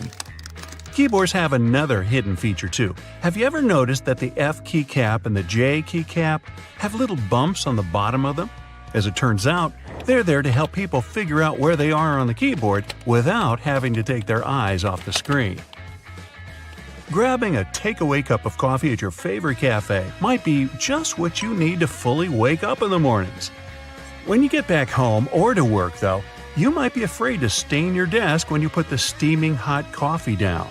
Worry not, your plastic lid isn't only good for keeping your coffee hot, it also doubles as a coaster. In fact, they're the perfect size to hold a cup. Try it for yourself. This one's going to come in handy if you're a home cook. If you're like me, you might have a bit of trouble deciding how much pasta you need for just one serving. Well, if you've got a pasta scoop, grab that. Most people don't know what the little hole in the middle is for and assume it's supposed to help with water drainage or something. It turns out that it helps you measure out a perfect serving. Just see how much dry spaghetti you can fit in the hole and use that as one portion. Out at the store buying coat hangers, you might notice that the plastic ones feel cheaper than the wooden ones. There's a good reason for this. Wooden hangers are made out of cedar wood. The big difference between the two is that the wooden ones repel bugs and moths. They're stronger and last longer too, perfect for things that might stay in your closet for a long time. When you brush your teeth, you might have noticed that your toothbrush has blue bristles. They're not just there for show. In fact, they're there to tell you when it might be time to switch toothbrushes. These bristles lose their strength and color when the brush has been worn down, letting you know that it's time to get rid of it. Microwaves often look a bit like mini TVs, especially ones where you can clearly see the black film around them. This is actually a really important feature that's used to keep the radiation from slipping away. They're called Faraday cages, if you want to get technical. This is why you can stand next to a microwave without melting into a puddle. That's not to say you should stand in front of the microwave and watch your food heat up, but at least you know you won't grow an extra ear or something. Okay, not really. Some ovens have a drawer under them. It's tempting to use this to store random junk you don't use often, but there's a better use for it. Instead, this should be used to help keep the food that's waiting to be served hot. You can take it out of the oven and store it right in this drawer, keeping your oven free for you to carry on cooking. Now, you're on a plane looking around trying to pass the time before takeoff. When you examine the window, you notice it has a little, very tiny hole on its bottom. Don't worry, it's not broken. It's there to relieve the pressure that builds up over time as the plane goes up and down. It also lets the air flow through it. Now, raise your hand if you've ever ridden on an escalator and scrubbed your shoes on its bristles. Hey, I'm guilty of doing that, maybe more than I should. It's not there to clean your shoes, though. It's an important safety measure. It stops your shoelaces, clothing, and other stuff from getting stuck in there, avoiding a nasty scene when you go to get off. Sometimes a piece of fabric comes with your new clothing. It usually comes along with the extra buttons in a little plastic bag. You might think it's just a piece of fabric to use for future patching, in case you rip it. But that isn't its purpose at all. It's actually supposed to be put in the washing machine to test how it reacts to various washings. Now, you don't have to worry about shrinking your new expensive coat because you know how it'll react to the wash. Bubbles! Who doesn't love bubbles? Most people have fond memories with bubble blowers as a kid. But as adults, the closest thing we can get to recapturing that feeling is with bubble baths. After a hard day at work, there's nothing better than dipping into a nice warm bubble bath. Right, guys? And the bubbles do more than just clean you. If they're high-quality bubbles, they'll serve as a heat insulator, so they make sure that your bath stays warm for longer. Boxes of chocolate sometimes have these mysterious holes in them. When I'm eating a box, or two, I usually ignore them and take out the chocolate by pressing the bottom of the plastic. But it turns out that I've been doing it wrong the whole time. If you press one of the holes, the chocolate comes right out. I'm certainly going to start doing this from now on. Here's another one from the kitchen. The handle on a pot will often have a hole in it. Most people use this to hang them on a nail on the wall as an easy storage method. The hole has another use too. When you're cooking, you can use this handle to hold your wooden spoon or whatever else you might be cooking with. This makes sure you don't make a mess when you put it down. Glass bottles usually come with a cap in them. Well, duh. Otherwise, the liquid would just spill. In this cap, there's a plastic liner that seemingly has no purpose, right? Wrong. It's a seal. No, not a seal. A seal. It's the kind that helps keep your drink fizzy. Just the refreshment I needed. A lot of doorknobs are made out of brass, and it's not by chance. They're made out of this specific material because it's bacteria's worst enemy. That's right, it destroys them. Perfect for those who want to keep a clean house and avoid germs. Hey, you want a fish? Whether it's something as simple as a button on your jeans or something that's part of a larger moving mechanism, here are 26 secrets to everyday things you probably didn't know about. You use doorknobs every day, so it's right to be concerned about how many germs could be on them. However, they have made doorknobs out of brass partly for that reason. Brass provides an antimicrobial effect, eliminating the microorganisms that were hoping to start a colony on your doorknob. Your pants have that 1/5 pocket that's recognized as the small useless one. Originally, it was there to provide a safe place for your pocket watch, something that was necessary when first implemented in 1901. It then continued to remain for traditional purposes. However, it's still a great place to put your Tic Tacs. You've probably mistaken those little rivets on your jeans as some form of fashion statement, similar to the small pocket. In fact, they're incredibly important. They are there to provide extra support for areas that withstand the most strenuous parts of your clothing, preventing them from embarrassingly falling apart. That little button at the end of your seatbelt seems like it's way out of place. In fact, it's there to ensure your buckle will always remain at the end, so you won't have to awkwardly fiddle with your seatbelt every time you put it on. You're in a new car or a rental, and the gauge tells you the gas is getting low. You don't know which side the fuel cap is on from the inside. It can cause unnecessary effort at the gas station. However, your fuel gauge has an arrow that reminds you which side to fill your gas tank up from. Some models of cars may also have a gas tank hose instead, with the hose pictured on the side that the cap is on. Hiking and walking through snow requires the best kind of footwear. The shoes which are perfect for this also have an extra eyelet for your lace to loop through. Looping your laces through the extra eyelets will give more support for your ankles and feet and will provide more stability as you walk. But as you walk, blisters are also a concern. The sweat in your shoe creates friction between the feet and the shoe, which then helps create the blisters. Antiperspirant that you use for your armpits will help keep the feet from sweating. Just make sure you use the clear one. Cooking for people is always nice. However, sometimes the guests are late. Yep, we're all guilty of that sometimes, right? The extra drawer under your oven, where you've been keeping all of your spare pots and pans, was actually made to keep your food warm. Great for those who are late to the meal. Ever wondered how long that padlock could possibly last when it's outside, in the rainy weather, keeping your bike safe? It has a little hole at the bottom of it. It's there to drain water to avoid corrosion on the inside.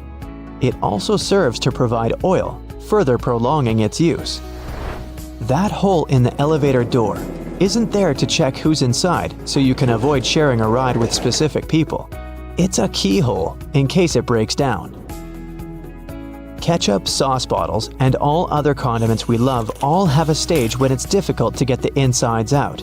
You try hitting it, shaking it, and poking things inside to encourage the tasty condiments to come out. Luckily, there is an easier way to do it. The label at the top suggests where to tap the bottle. The sauce will come out easier and smoother, allowing gravity to take the place of frustration. The purpose of wooden coat hangers is to help repel pesky insects and avoid fungal growth that eats away at your clothing. As it's made of cedar wood, it contains oils that have insecticidal and fungicidal properties and were used as far back as the ancient Egyptians, although they used it for other purposes. We've all been trained and tested at the art of typing and know the correct way to use a keyboard. But you may not have noticed that the F and J keys have a small ridge at the bottom. They're there to help you find your correct starting place with your fingers on the keyboard, without having to look down. If you've been lucky enough to get the window seat on the plane, you would have noticed that little hole at the bottom of the window. It helps with the air pressure on the plane. The window itself is made from acrylic and isn't actually glass, which saves it from fogging up so you can see the scenery on your journey. The windows on planes were originally square. However, they would continuously break from the constant changes in pressure. Round windows are able to evenly distribute the pressure, ensuring you'll have a pleasant journey without falling out. For all you Nintendo Switch players, those who have tried to taste your cartridges will notice they have a bitter taste. The manufacturers added it intentionally, as the Switch's cartridge size is very small and it might be a hazard for the youngest players that have a tendency to put things in their mouth that they shouldn't. So the bitter taste made from denatonium benzoate ensures that they won't be tasted for too long. Cosmetics containers that are filled with products used for your skin have a secret number on them.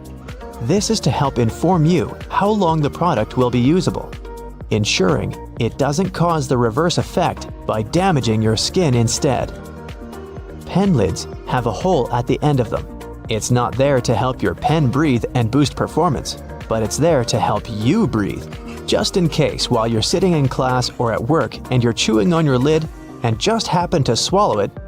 You can be rest assured if it's stuck, the pen makers were thinking of you. When you're traveling by car or any other form of ground transportation and you're trying to drink your favorite pop from a straw, you'll find it quite difficult to do at times. Simply turn the tab on the can around so that your straw easily fits inside, making it easier to drink out of. There are always spare buttons when buying new clothes, along with a little bit of fabric. It's far too small to repair that crutch part that always rips first. The fabric is actually there for you to test how to wash it, so you don't accidentally ruin your brand new clothes. Determining how much pasta you need just for yourself can be difficult to figure out. Your big spaghetti spoon with the big hole on the inside, that looks like it's there to drain water, is actually there so you can put the uncooked pasta inside before cooking, so you know exactly how much you need. New shoes always come with those strange little packets. That's silica gel. The gels are there to reduce the moisture in the air to avoid any fungal growth while the shoes were waiting to be purchased. There's a lot of chemistry involved to get you that silica, and it's very effective, capable of absorbing 50% of the humidity. So make sure you don't throw it away. Next time you need to dry out your electrical devices, it's a lot easier than using rice. It's difficult enough to see at night whilst driving, but it's even worse when the driver behind you shines their high beams. Your rearview mirror has a tab at the bottom. When you press it, it changes the angle. One is for day driving, the other, well, for nighttime. It'll help in case that one person driving behind you has forgotten to turn off their high beams. Although your screwdriver is ergonomically made for your hand, sometimes you have that one screw that's too hard to loosen up. The handle is also shaped so you can easily fit inside of a ring spanner or wrench, allowing you to apply more force, ensuring that you can remove that troublesome screw. The skirt part on an escalator seems like a good spot to get your foot stuck, but in reality, those long brushes poking out aren't there to give you an extra shine on your shoes, but for safety precautions, to minimize the risk of trapping objects between the steps and the side of the escalator. The cylinder on the end of a cable is sitting there, useless as it might seem. In fact, this is a ferrite bead that assists with many electrical wires to reduce electromagnetic interference. Electrical wires act like unintentional antennas, broadcasting the EMI. There's a reason why the spinning wheel inside their microwave is circular. A circular object will evenly distribute the heat as opposed to a rectangular and square one. When you place containers of these shapes inside, the energy is focused on the corners rather than spread evenly like in a round container. The temperature gauge on a toaster is commonly used to determine how crisp you like your toast, but the other, more specific use for the gauge was for the different types of bread. White and sweet types of bread heat up much faster as opposed to heavier brown and rye ones. The older bread is, the more time it will need in a toaster to ensure the golden brown result you're looking for. Most ovens give you the option of leaving the door ajar when broiling a dish inside. You probably think the goal here is to help cool down the oven after use. In reality, its purpose is to focus on cooking the top of the dish and to ensure a crusty layer. Controlling the buildup of heat and steam by releasing it through the slightly ajar door gives you the desired result without cooking the entire dish to a crispy end. You probably have noticed that your dishwasher has specific areas for different types of cutleries and dishware. But all the dishware pieces should be facing towards the center and not all in one direction. What types of foods were on the plates will also determine where they should be located in the racks. As the middle of the machine gets the strongest spray, carb-based stains from tomatoes and potatoes should be placed there. The detergent is more focused on the outside during the clean, creating a waterfall-like cleanse. That's why protein-based stains, like from eggs for example, should be stacked there. Ceiling fans push cool air down on a hot day, circulating the room. But they can serve you during the winter just as effectively if you flick that switch on the side or use the pulley. So if you want to save some money on heating and try to quickly warm up your room on a cold day, turn the fan on. It will push the air up and spread the warm air around, more effectively warming the room up. Do you still use sticky notes instead of those fancy new apps on all possible gadgets? Welcome to the club. Regardless of what you use them for, they can annoyingly curl up. If you've had this issue, it's because you've peeled them from the bottom upwards. Doing it this way causes the curling. Peeling them from the side will ensure they remain flat, ready to remind you of your daily tasks. Did you know that can openers weren't invented until 50 years after preservation cans had been readily available? So how would it be possible to open a can? There are a couple of alternative methods just in case you've misplaced your trusty opener. All you need is a metal spoon. Set the can down on the counter, hold onto it firmly, and grasp the head of the spoon tightly. Apply pressure and vigorously rub the edge of the can's top over a small area. It takes time, but as you continuously rub, a small indentation soon opens a hole. Once the hole is wide enough for the spoon's tip, pry the lid upwards and keep going along the edges until you can finally access the hard-earned meal within. Most toilets rely on water pressure and gravity to function, so a power outage will not affect them. But if yours does need electricity to function, you must be worried about using it when the power is out. The good news is the power is only used to fill the toilet and not to flush it. As the flushing mechanism will still work, open the toilet tank and pour in a couple of gallons, and you're free to flush away whatever you need to. Blockages in shower drains occur over a long period of time. It's inevitable. We lose 50 to 100 hairs a day, and many of them will endeavor to reside within our shower drains.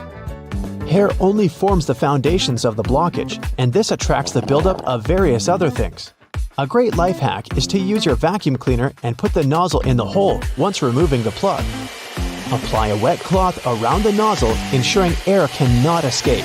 The vacuum will suck up the blockages a lot easier. This will help avoid any extra cost from plumbers, as they themselves use this technique. To make your candles last longer, trim their wicks multiple times and keep them as far away from water and moist as possible. It will guarantee that your candle's wax stays firm and steady and continues to burn slower for a longer period of time. The empty space between the panes of the oven door is there for a reason. You can stick a brush in there to clean the oven door glass. It's easy to access this space through the bottom of the door, open the lower shelf, then push the brush through the hole. While you're parking in a garage, you might find it difficult to determine how close to it you need to be. Not all cars have sensors ensuring you keep the right distance before the bumper makes an indentation on the wall. Applying a rope with a tennis ball from the ceiling at the right distance will help you learn the best distance to park from the wall. We've all been told to loosen a lock with WD-40 or lubricant. Yes, we all know we should have these around the house. But in case you don't, a great alternative is drawing with a gray lead pencil along the edges of the key and then putting it into the lock. Continue doing this until the keyhole has been adequately lubricated and the key functions smoothly.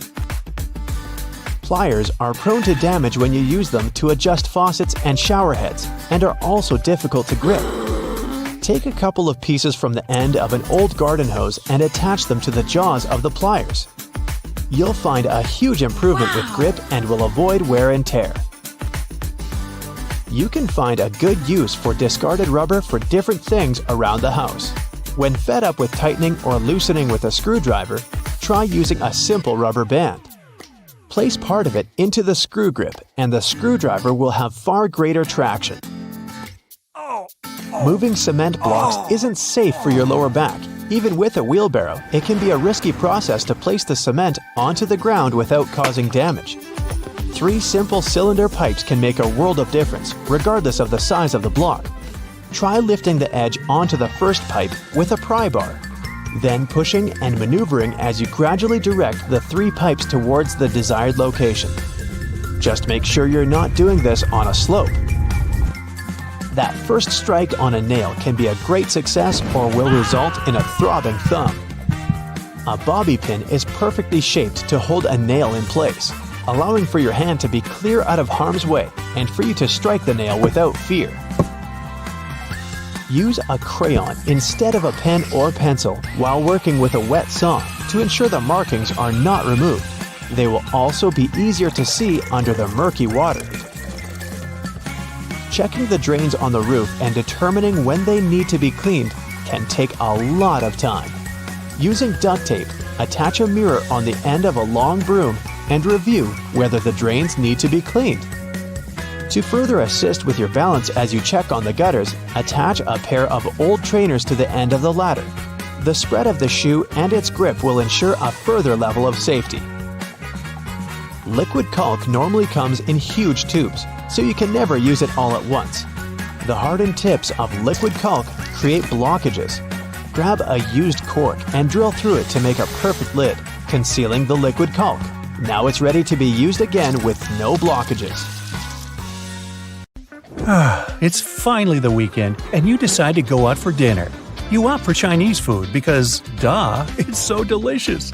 You're seated at a lovely window table and handed the menu and a pair of chopsticks. Now you're faced with two options. After taking them out of their little paper envelope, what is it that you do? Option A, do you split them straight down the middle after some struggle? Option B, do you break them from the tip where they're glued together, like the internet has taught you? Well, according to mainstream online knowledge, option B will leave you with half-broken chopsticks. As it happened some time ago, a myth regarding the correct way to use chopsticks appeared on the internet. It claimed that the little marks on the tips of your chopsticks were there to help you to separate the top part. After that, you could turn this piece into a pillow to rest your chopsticks on during the meal. Well, as it turns out, having something to put your chopsticks on is very important. But breaking the top end of a wooden chopstick is not how it's supposed to go. So, once again, you arrive at the restaurant, make your order, and your waiter hands you a pair of wooden chopsticks. This time, you follow option A, breaking the chopsticks in two. And if you really want something to put your chopsticks on, just ask the waiter. They most likely have what you need. Me? I'm the daredevil type, so I just put them on my plate. Now that this is covered, you might spend the rest of the night trying to figure out how to hold the chopsticks correctly. The Chinese have been using chopsticks since 1200 BCE. I was using a fork back then. They started out using them as cooking utensils, but it wasn't until 400 CE that they started using them at the table for eating. This custom spread around, and at one point, the Japanese created disposable bamboo chopsticks that we use today. 40% of the world's population use their hands to eat, 30% use knives and forks, and the remaining 30% use chopsticks. Most chopsticks users are from the East and Southeast Asia, with China, Korea, and Japan leading the race. And just in case you're wondering, yes, there is more than one type of chopsticks in the world. For example, chopsticks in China are the thickest and longest of them all. They're often made from bamboo or melamine and have thick and flat tips. The material is slippery and smooth, which makes holding them even more difficult. Now, say you're having dinner with native chopstick users. Here's what you should do. Plan where you'll rest your chopsticks between bites. You don't want to make a mess, right? So don't put them on the table, you'll get sauce all over the place. Definitely don't place them upright in your rice bowl. I'm not even going to start on how impolite that looks. The best solution would be to ask for a chopstick pillow or a holder and put it next to your plate. But if that's not an option, you can lean the tips of your chopsticks on the rim of your plate or bowl. Also, pay attention to what your chopsticks are pointing at once you put them down. It shouldn't be the people you're dining with. That can be interpreted as disrespectful in certain cultures. Now, here's how you're supposed to hold your chopsticks. Here's your hand, and a pair of chopsticks. Try holding them like you would normally hold a pen or pencil. Take a mental picture of what it looks like. Now, never do this again. Try doing this. The thumb over the chopstick, under the chopstick, the tip of your finger. Got it? You have to place your thumb and index finger on the top stick, your middle finger serving as both support for the upper chopstick and as a holder for the bottom one, together with your ring finger. It might sound difficult, but it's really not. Just make sure to get some practice. And remember, if your finger starts sliding down the chopsticks, hold them as close to the top end as possible. This way, you can open your chopsticks wider. If you're almost a pro at handling chopsticks, you can use them while cooking. Just don't use metal ones, though. They are good heat conductors and will also most likely scratch the bottom of your pan. There are other types of chopsticks you can use. They are very good in case you decide to cook tempura or fritters that you need to keep turning from one side to the other. And last but not least, never wash your chopsticks in the washing machine. Just don't. They'll probably end up clogging the machine. Wash them by hand, the way previous generations did. Now, moving on to other things you might have been doing wrong. Hey, I don't mean to criticize. I'm just going to point out a few improvement opportunities on things you might have been doing badly, like microwaving leftover food. How many times have you taken your food out of the microwave only to discover it's still cold in the middle? That's because microwaves heat the food closer to the sides of the plate first. Often the heat doesn't have enough time to reach the middle of your, let's say, delicious spaghetti bolognese. It's more effective to spread your food closer to the sides, leaving some empty space in the middle. There you have it, warm food without much effort. And since we've been talking about food, let's talk chicken wings. Most of us take one, scorching hot, with both hands and take a big bite. But there's an easier way to eat it. Grab the wing by the two little bones, twist them, and slowly pull the bones out. Don't worry, the chicken won't feel it. You'll get a meaty, bone-free chicken wing. After all this eating, make sure you brush your teeth. But make sure you're doing it right. Choose a soft or medium bristle toothbrush. It won't harm your gums. And instead of repeating mechanical up and down movements, choose a 45-degree angle and go with it.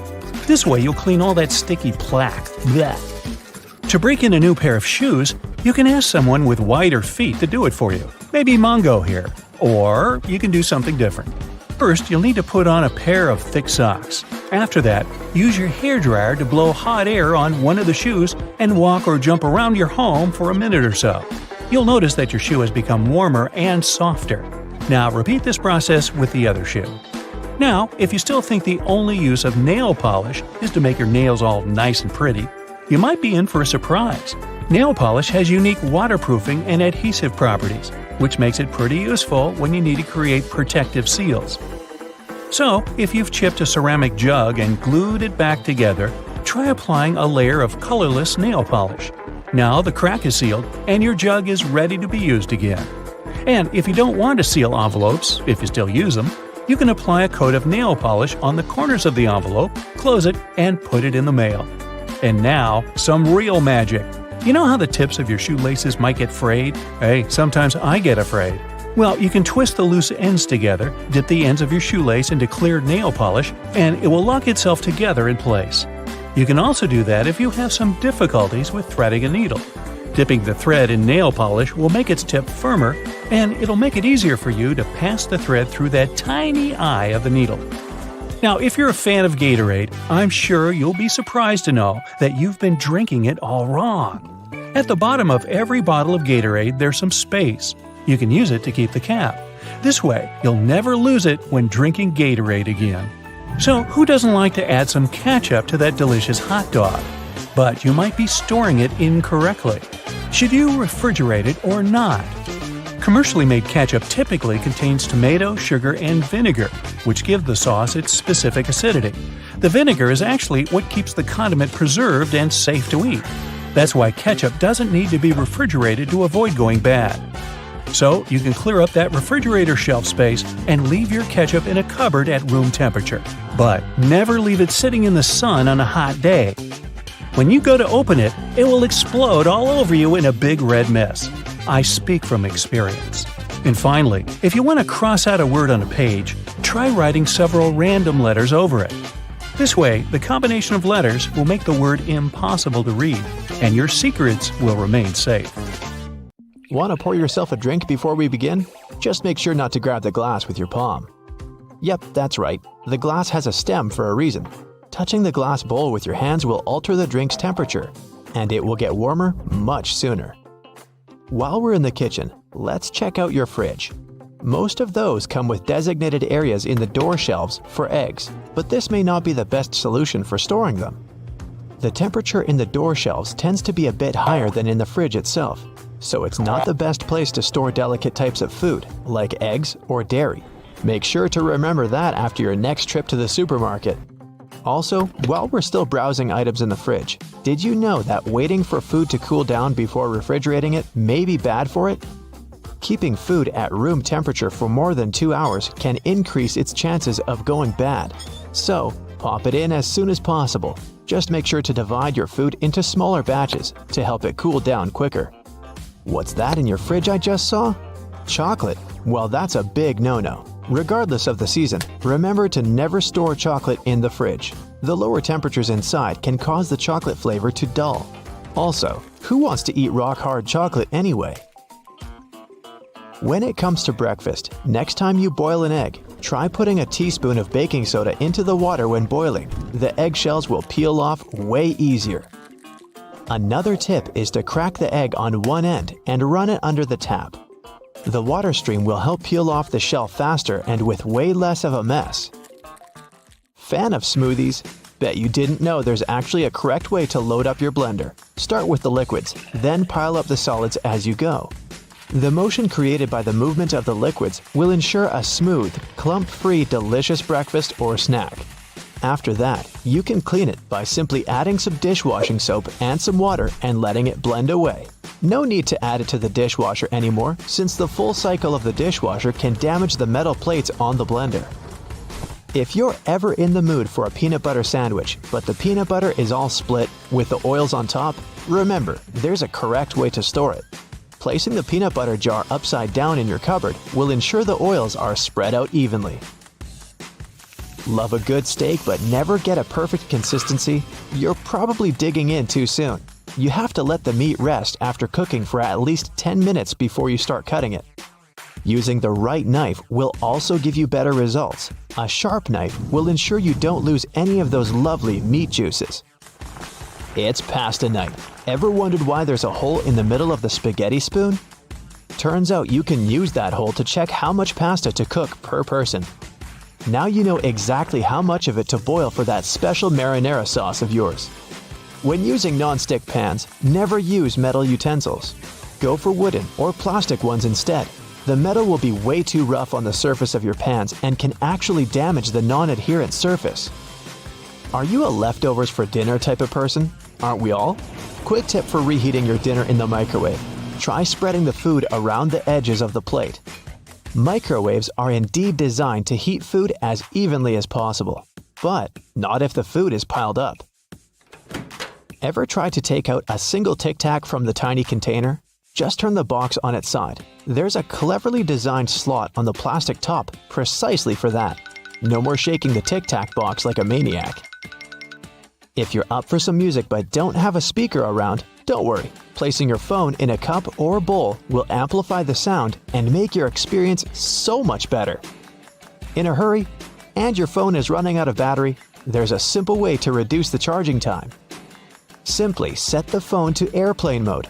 You'll see, it'll charge up to 100% in no time. We all keep our phones in all sorts of places, our pockets, bags, under our pillows. Hence, a lot of fuzz or lint can get stuck in the charging port. For safety reasons, turn the phone off before cleaning it. You can use specifically designed tools for cleaning the charging ports, speakers, or microphone. Just be sure to be gentle. Nice desk you got there.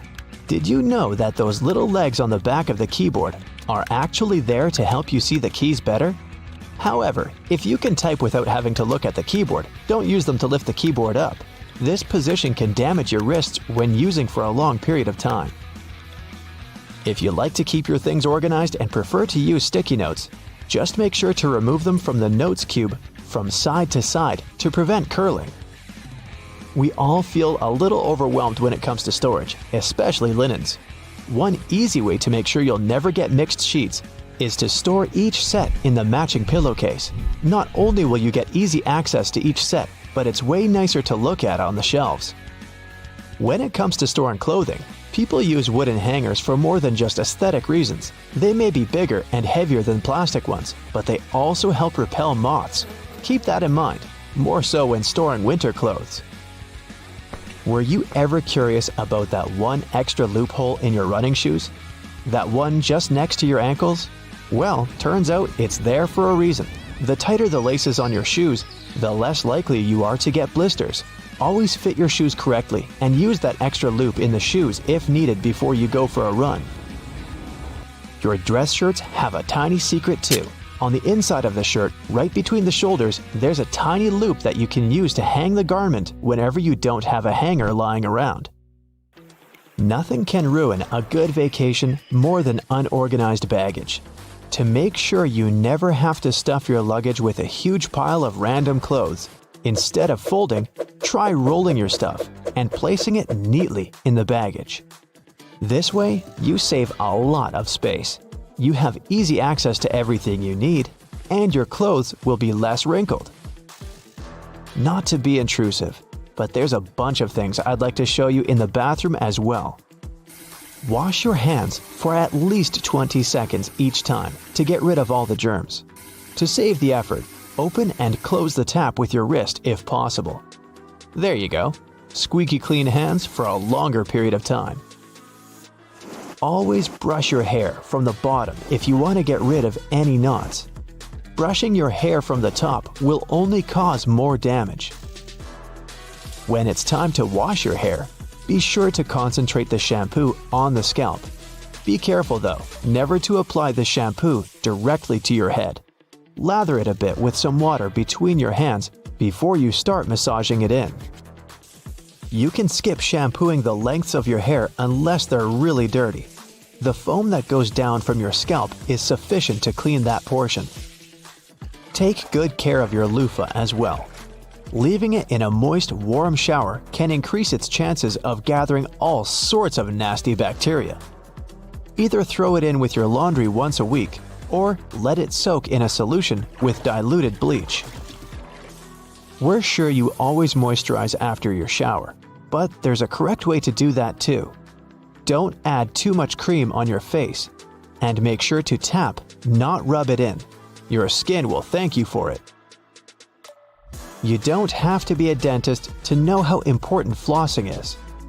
Next time, try tying your floss in a knot. With the added tension and grip, your teeth will be cleaner in no time. You know, there are all sorts of amazing things you can do with products already lying around the house that were meant for other things.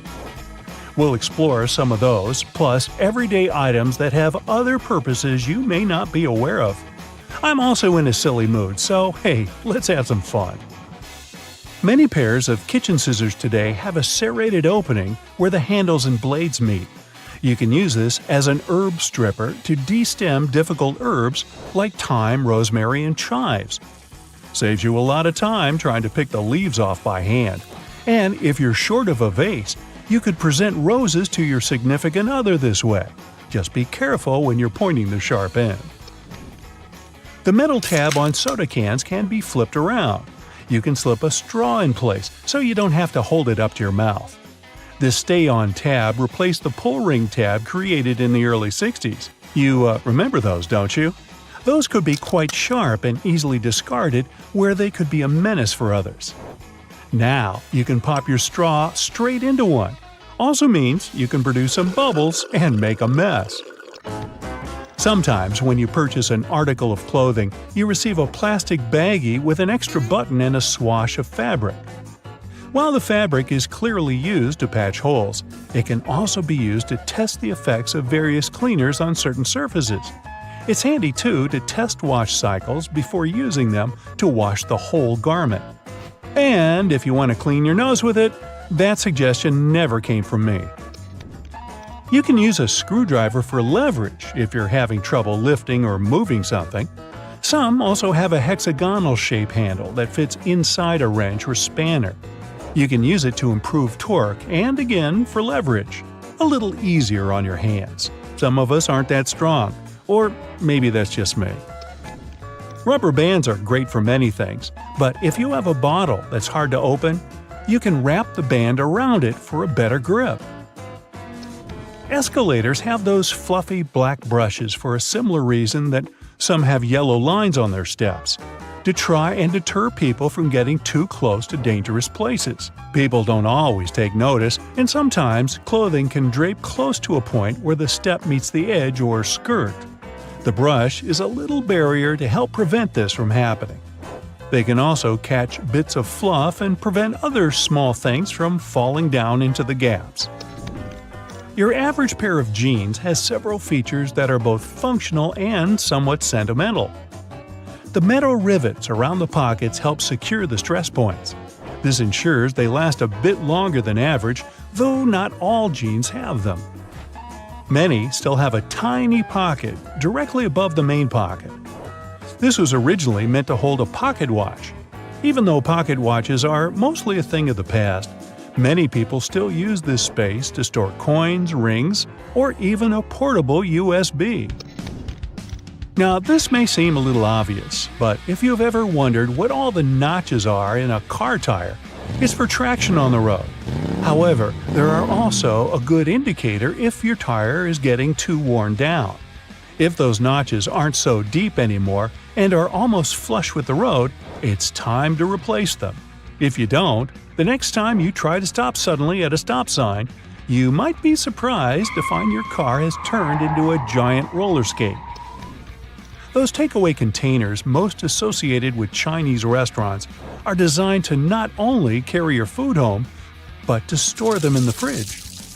They double as a plate, as you can eat straight out of them and don't have to worry about dirty dishes. Yay!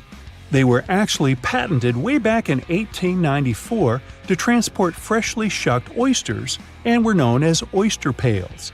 They were later adapted to use as leak-proof containers for food.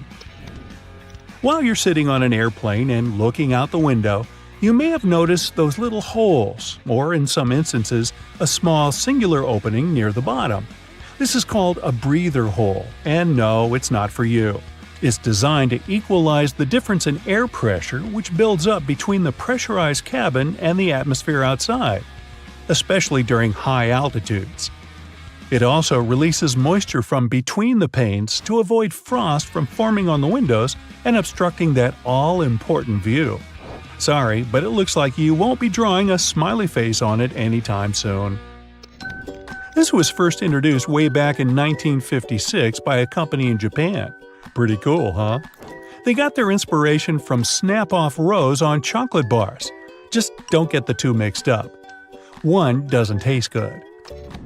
When it comes to measuring tape, almost every reel has an empty slot in the metallic end. This is called a nail grab, so you can attach it to a nail or screw. A handy trick to do measurements without requiring someone else to hold it in place. Ooh, very nifty. Bobby pins have grooves on one side to hold your hair in place better. Crazy notion, huh? The straight side goes face up, while the grooves go down against your head. They're called bobby pins because of the bobbed hairstyle, which was popular in the 1920s, though the pins were invented in the 19th century. The look is gone, but the pins remain. Please take them out before you wash your hair, as they don't look great stuck to your fingers. If you've been in a car or a bus and noticed the textured black dots baked into the black edges, you've probably worked out that it's not there for its pretty looks. It's called frit, a ceramic paint. Its main purpose is to protect the window from ultraviolet rays. It also creates a rough surface for the adhesive to cling to. Now, if you see a pink lump of adhesive in the corner, please do not touch it. It's actually someone's old bubble gum. If you take a look at the bottom of the lock, chances are you'll see one or two little holes. This is to let water out from the inside that may have been trapped due to rain. This mini draining capability prevents the inner working from rusting over or freezing in place if the weather's very cold. If, in another situation, the lock becomes stuck, you can ease an oil-based product inside to lubricate the lock and get it working again. If you've lost the key and want to ease your frustrations, you can yell into the holes. It won't do anything to unlock it, but it may help you feel a little better. Some dress shirts have a fabric loop on the back. You guessed it, it's used for hanging the shirt up. The loops were reportedly first used in the Navy, as it was easy to simply hang them on the wall. During the 1960s in colleges, the fashion of the day was to wear the shirt buttoned all the way to the top, which made them difficult to hang. So designers began putting the loop on the back. If the student removed the loop, it signified that they were going steady in a relationship.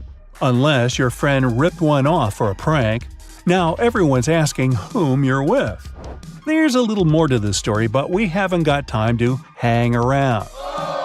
And yes, that's a bad pun. On purpose. It's what I do. Ever wondered why coins have those little ridges along the edge? It's a leftover from earlier times when they were worth more. Counterfeiters could easily file the edges off to sell as gold or silver coins to make some profit. The ridges were created so it was much easier to tell which of the coins had been altered. It's not needed today, but the coins still have that altered style. If you ever get really bored, you could try counting how many ridges there are. Actually, that is a very boring idea. Forget that and watch another Brightside video instead. Various types of cheese have holes for a reason. For example, Swiss cheese is made with special bacteria that produce carbon dioxide. As the CO2 is emitted, it blows like bubblegum, leaving tiny craters, also known as cheese eyes. Then the cheese is cooled down, but the holes stay in place. Over 40 billion Oreos are made every single year. It's the world's most popular manufactured cookie. The geometric design stamped onto these cookies has the Nabisco logo, the symbol of European quality, surrounding the word Oreo. William Tournier created the chocolate cookie design we see today back in 1952. If you use reusable bottles, you probably know that sometimes they smell. Even if you only use it for regular water, it still smells. But it's not the water that smells, it's the microorganisms in it. If you drink water from a bottle, the particles of your saliva and sweat stay in there. Those bacteria start to build up in the bottle, causing the smell. So, if you choose reusable bottles, make sure to wash them every day to prevent those bacteria from building up. After washing, let it dry completely before using it again. Not only are the jeans blue, but the police officers' uniforms as well. The first official police officers appeared in the 19th century in London. They were given a blue uniform to contrast with the red and white uniform that military workers had already been wearing. 2 decades afterward, the police force was adopted in the USA, and they followed the patterns. The uniform is still blue nowadays because it proved to be a good color. It's not that visible in dark hours, and police officers can observe things and people staying unnoticed. Also, stains aren't that visible on dark material. And, well, everyone knows that police officers wear blue and they're recognized it. So, why change that? Baby carrots are tiny, and unlike regular carrots, wet, not unlike baby humans. Baby carrots aren't some special sort of carrot. They're actually made of regular carrots by cutting off the skin and outer layers and then polishing them to look that pretty. The problem is they can't retain moisture. A regular carrot retains some water inside because of the layers that lock it in. Once they're chopped out, baby carrots can dry out easily. So they usually sell them in bags with some water inside. Jeans have metal rivets, and they're there from the very beginning. Jacob Davis, the man who made the first pair of jeans, added copper rivets to spots where pants are more likely to rip, flies and pockets, to make them stronger. Today, they have more of a decorative purpose, since they are distinctive and traditional for jeans. Another special thing about jeans is those tiny pockets they have that seemingly serve no purpose. Well, maybe it's true now, but years ago, when many cowboys were wearing jeans, the pocket was made specifically to keep a pocket watch there. Also, back then, a pair of jeans had just 4 pockets. That tiny pocket, the watch pocket, 2 big pockets in front, and just 1 pocket in the back. Car headrests are all about comfort, and detachable headrests are all about safety. If you pull the headrest out, you'll see 2 sturdy metal bars. If you ever get locked or trapped in a car, you can use the bars to smash the window and get out. Those little red spots you sometimes see after you crack an egg are nothing to be worried about. Tiny blood spots can be caused by a small rupture in a blood vessel of a hen as it was laying the egg. Eggs with these blood spots are safe to eat, but that spot can be removed if you want. It won't affect the taste of the egg. Oh, that's comforting. Hidden within the Toblerone logo of the mountain is the image of a bear standing on its hind legs, about to eat that yodeler over there. No, not really. This is because bears are a big part of Bern, one of the biggest cities in Switzerland, where the founder created the triangular chocolate treat. Toblerone is also a play on the founder's family name Tobler and the Italian word Torrone for honey and almond nougat. The space below a cup of noodles is there to protect the noodles during transport. This technique is called a middle suspension. Not only are they protected better in their styrofoam cup, but it also helps those noodles soften more evenly and quickly. Even though you might have noticed that the hole on the barrel of ballpoint pens has no purpose, it does. It's called a venting system, which helps the ink flow more smoothly. This way, an even amount of air pressure is created inside and outside the pen, allowing the ink to flow into the point easily. It's not an accident that soy sauce bottles have two spouts. The sauce is liquid, and it flows out of the bottle pretty quickly once you turn it over. Most Asian food lovers will admit they've spilled it at least once in a lifetime.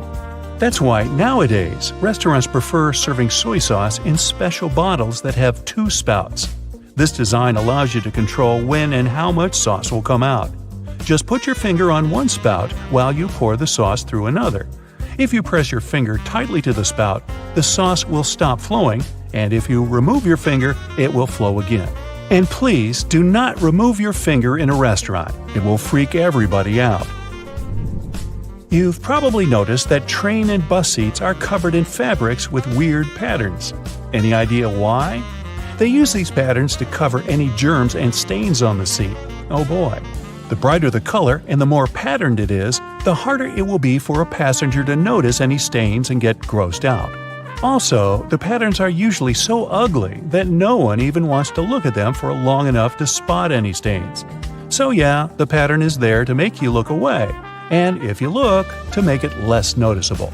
No bus will ever have plain white seats, that's a guarantee. The middle tab on soda cans can be flipped around. You can slip a straw in place so you don't have to hold it up to your mouth. This Stay On tab replaced the pull ring tab created in the early 60s. You remember those, don't you? Those could be quite sharp and easily discarded, where they could be a menace for others. Now you can pop your straw straight into one. Also means you can produce some bubbles and make a mess like a 3-year-old. Sometimes, when you purchase an article of clothing, you receive a plastic baggie with an extra button and a swatch of fabric. While the fabric is clearly used to patch holes, it can also be used to test the effects of various cleaners on certain surfaces. It's handy, too, to test wash cycles before using them to wash the whole garment. Escalators have those fluffy black brushes for a similar reason that some have yellow lines on their steps, to try and deter people from getting too close to dangerous places. People don't always take notice, and sometimes clothing can drape close to the point where the step meets the edge or skirt. The brush is a little barrier to help prevent this from happening. They can also catch bits of fluff and prevent other small things from falling down into the gaps.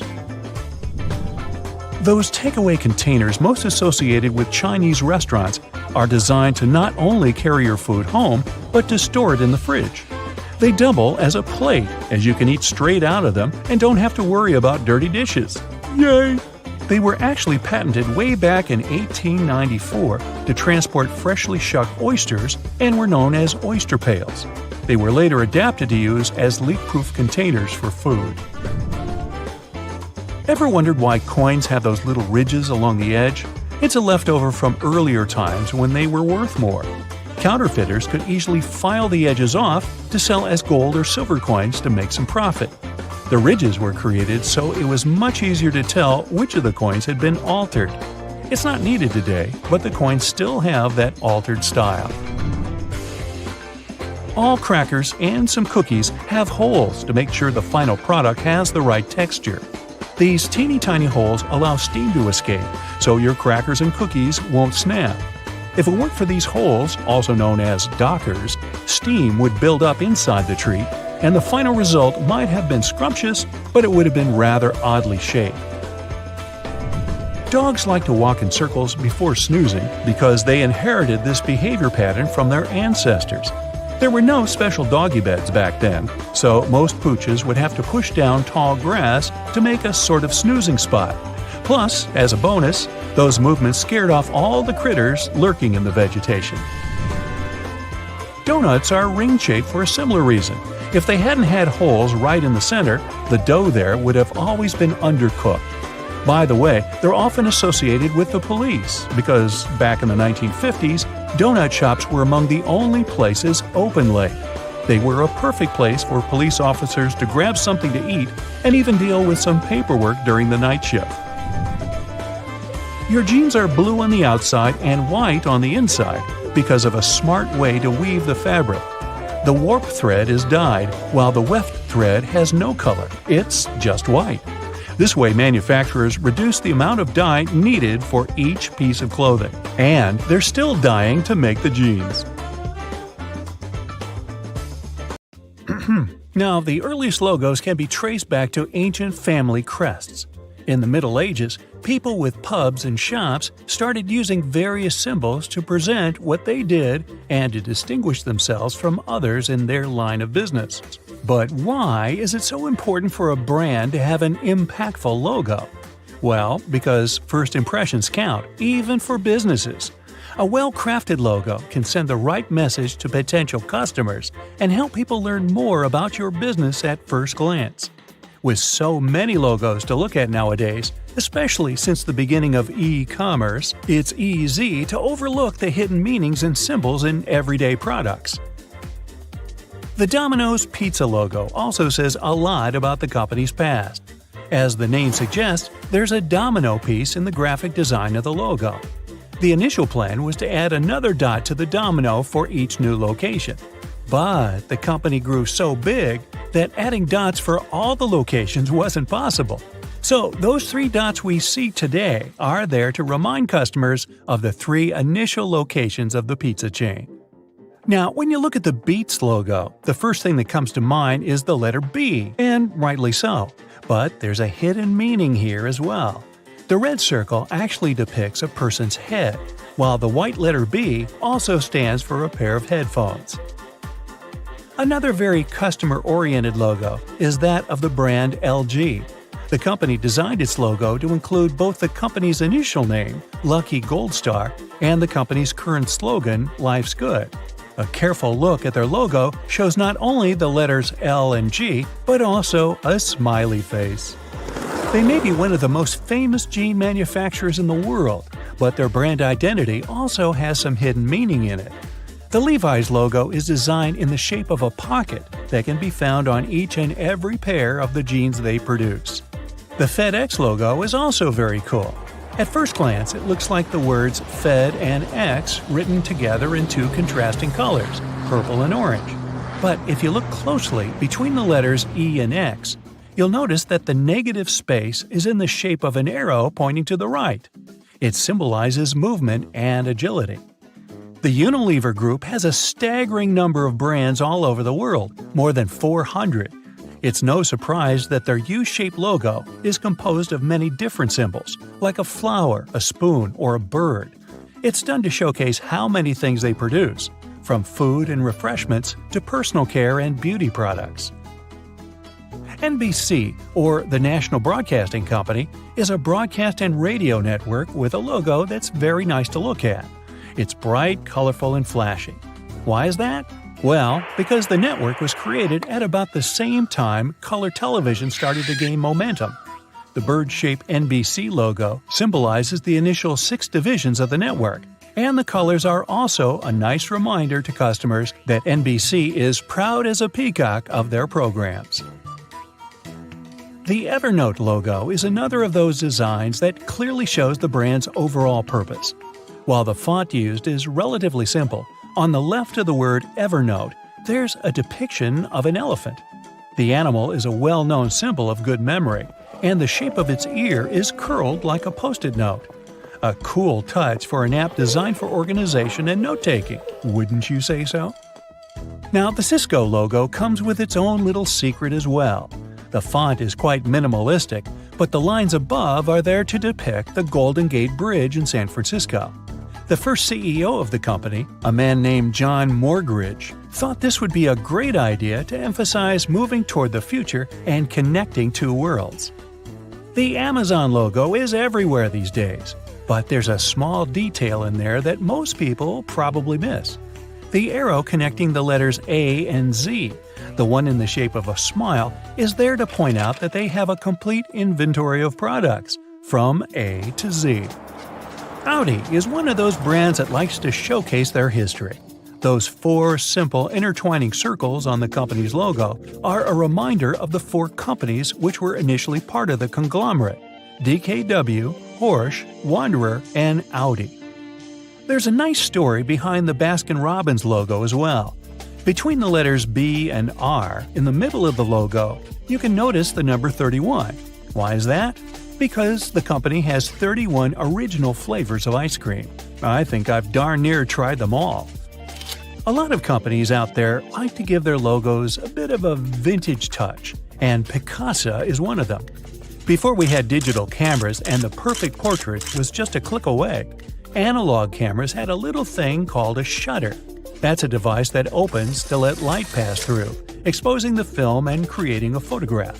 The Picasso logo is just that, a shutter nicely colored in red, blue, green, purple, and orange.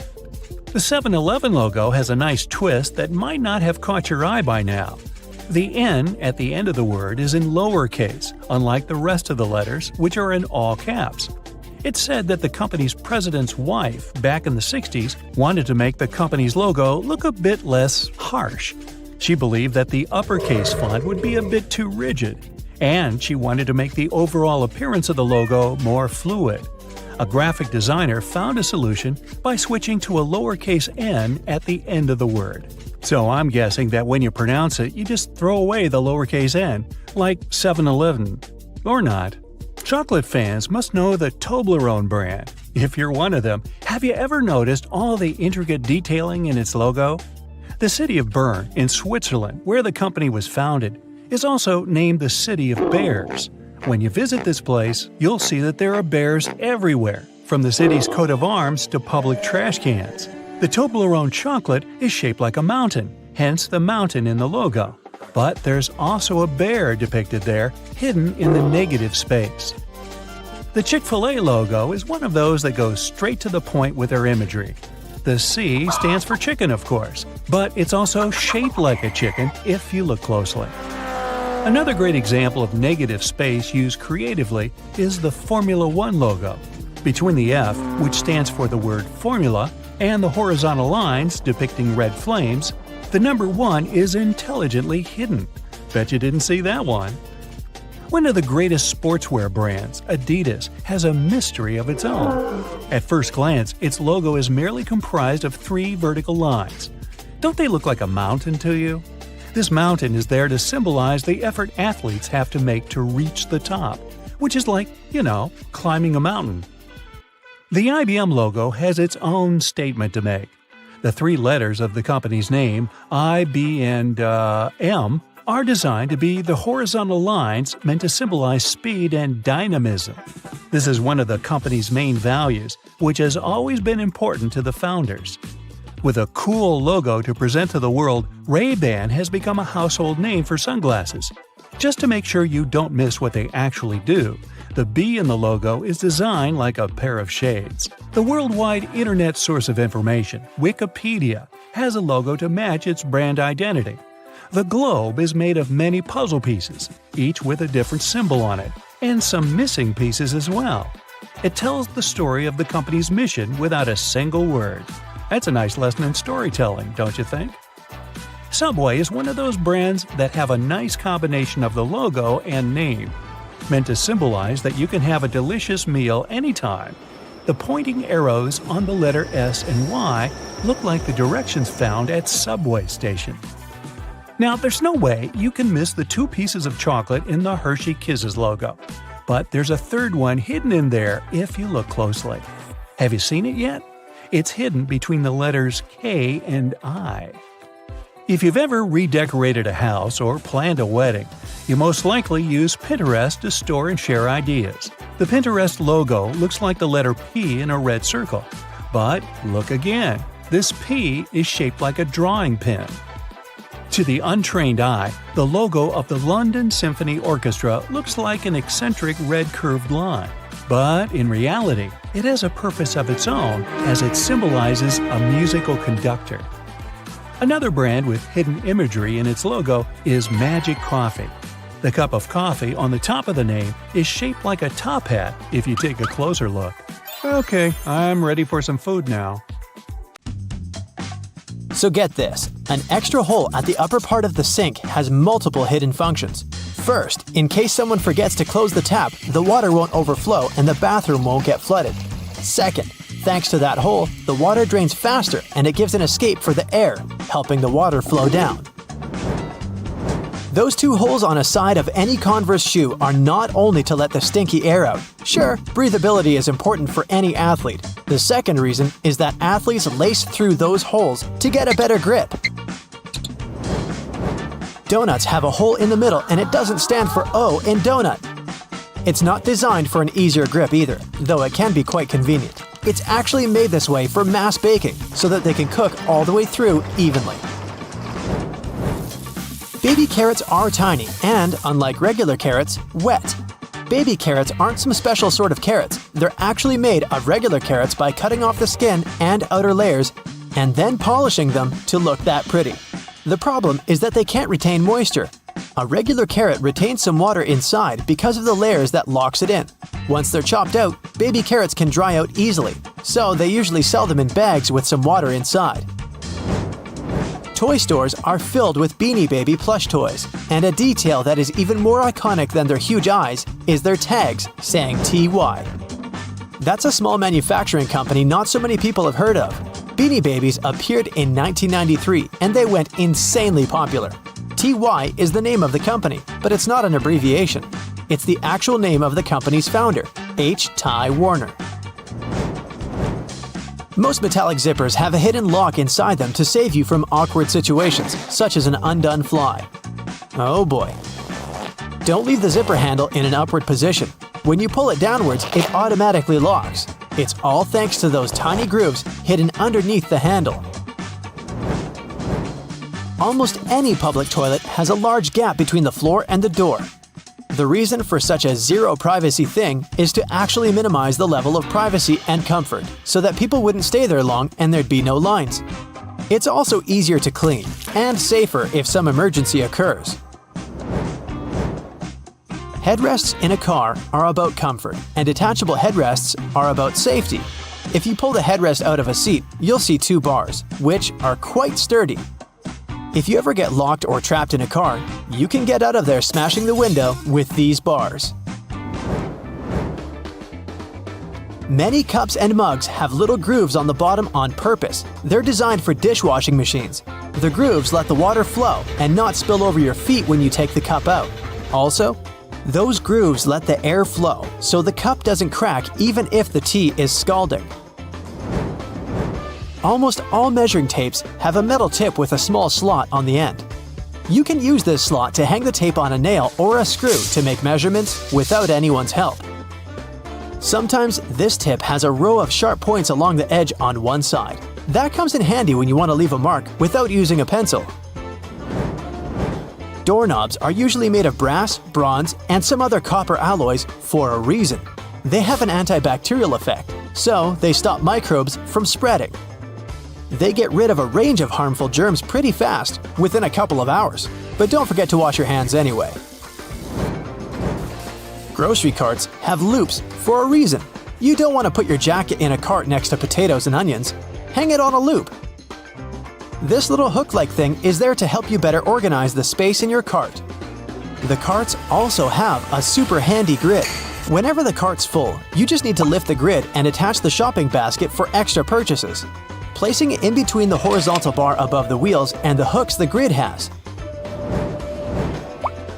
A point in an ointment cap is there for a reason too. Most tubes are usually sealed with foil, and it's better to avoid opening it with fingers unless you're ready to say goodbye to your nails. A point easily opens even the most safely sealed tube.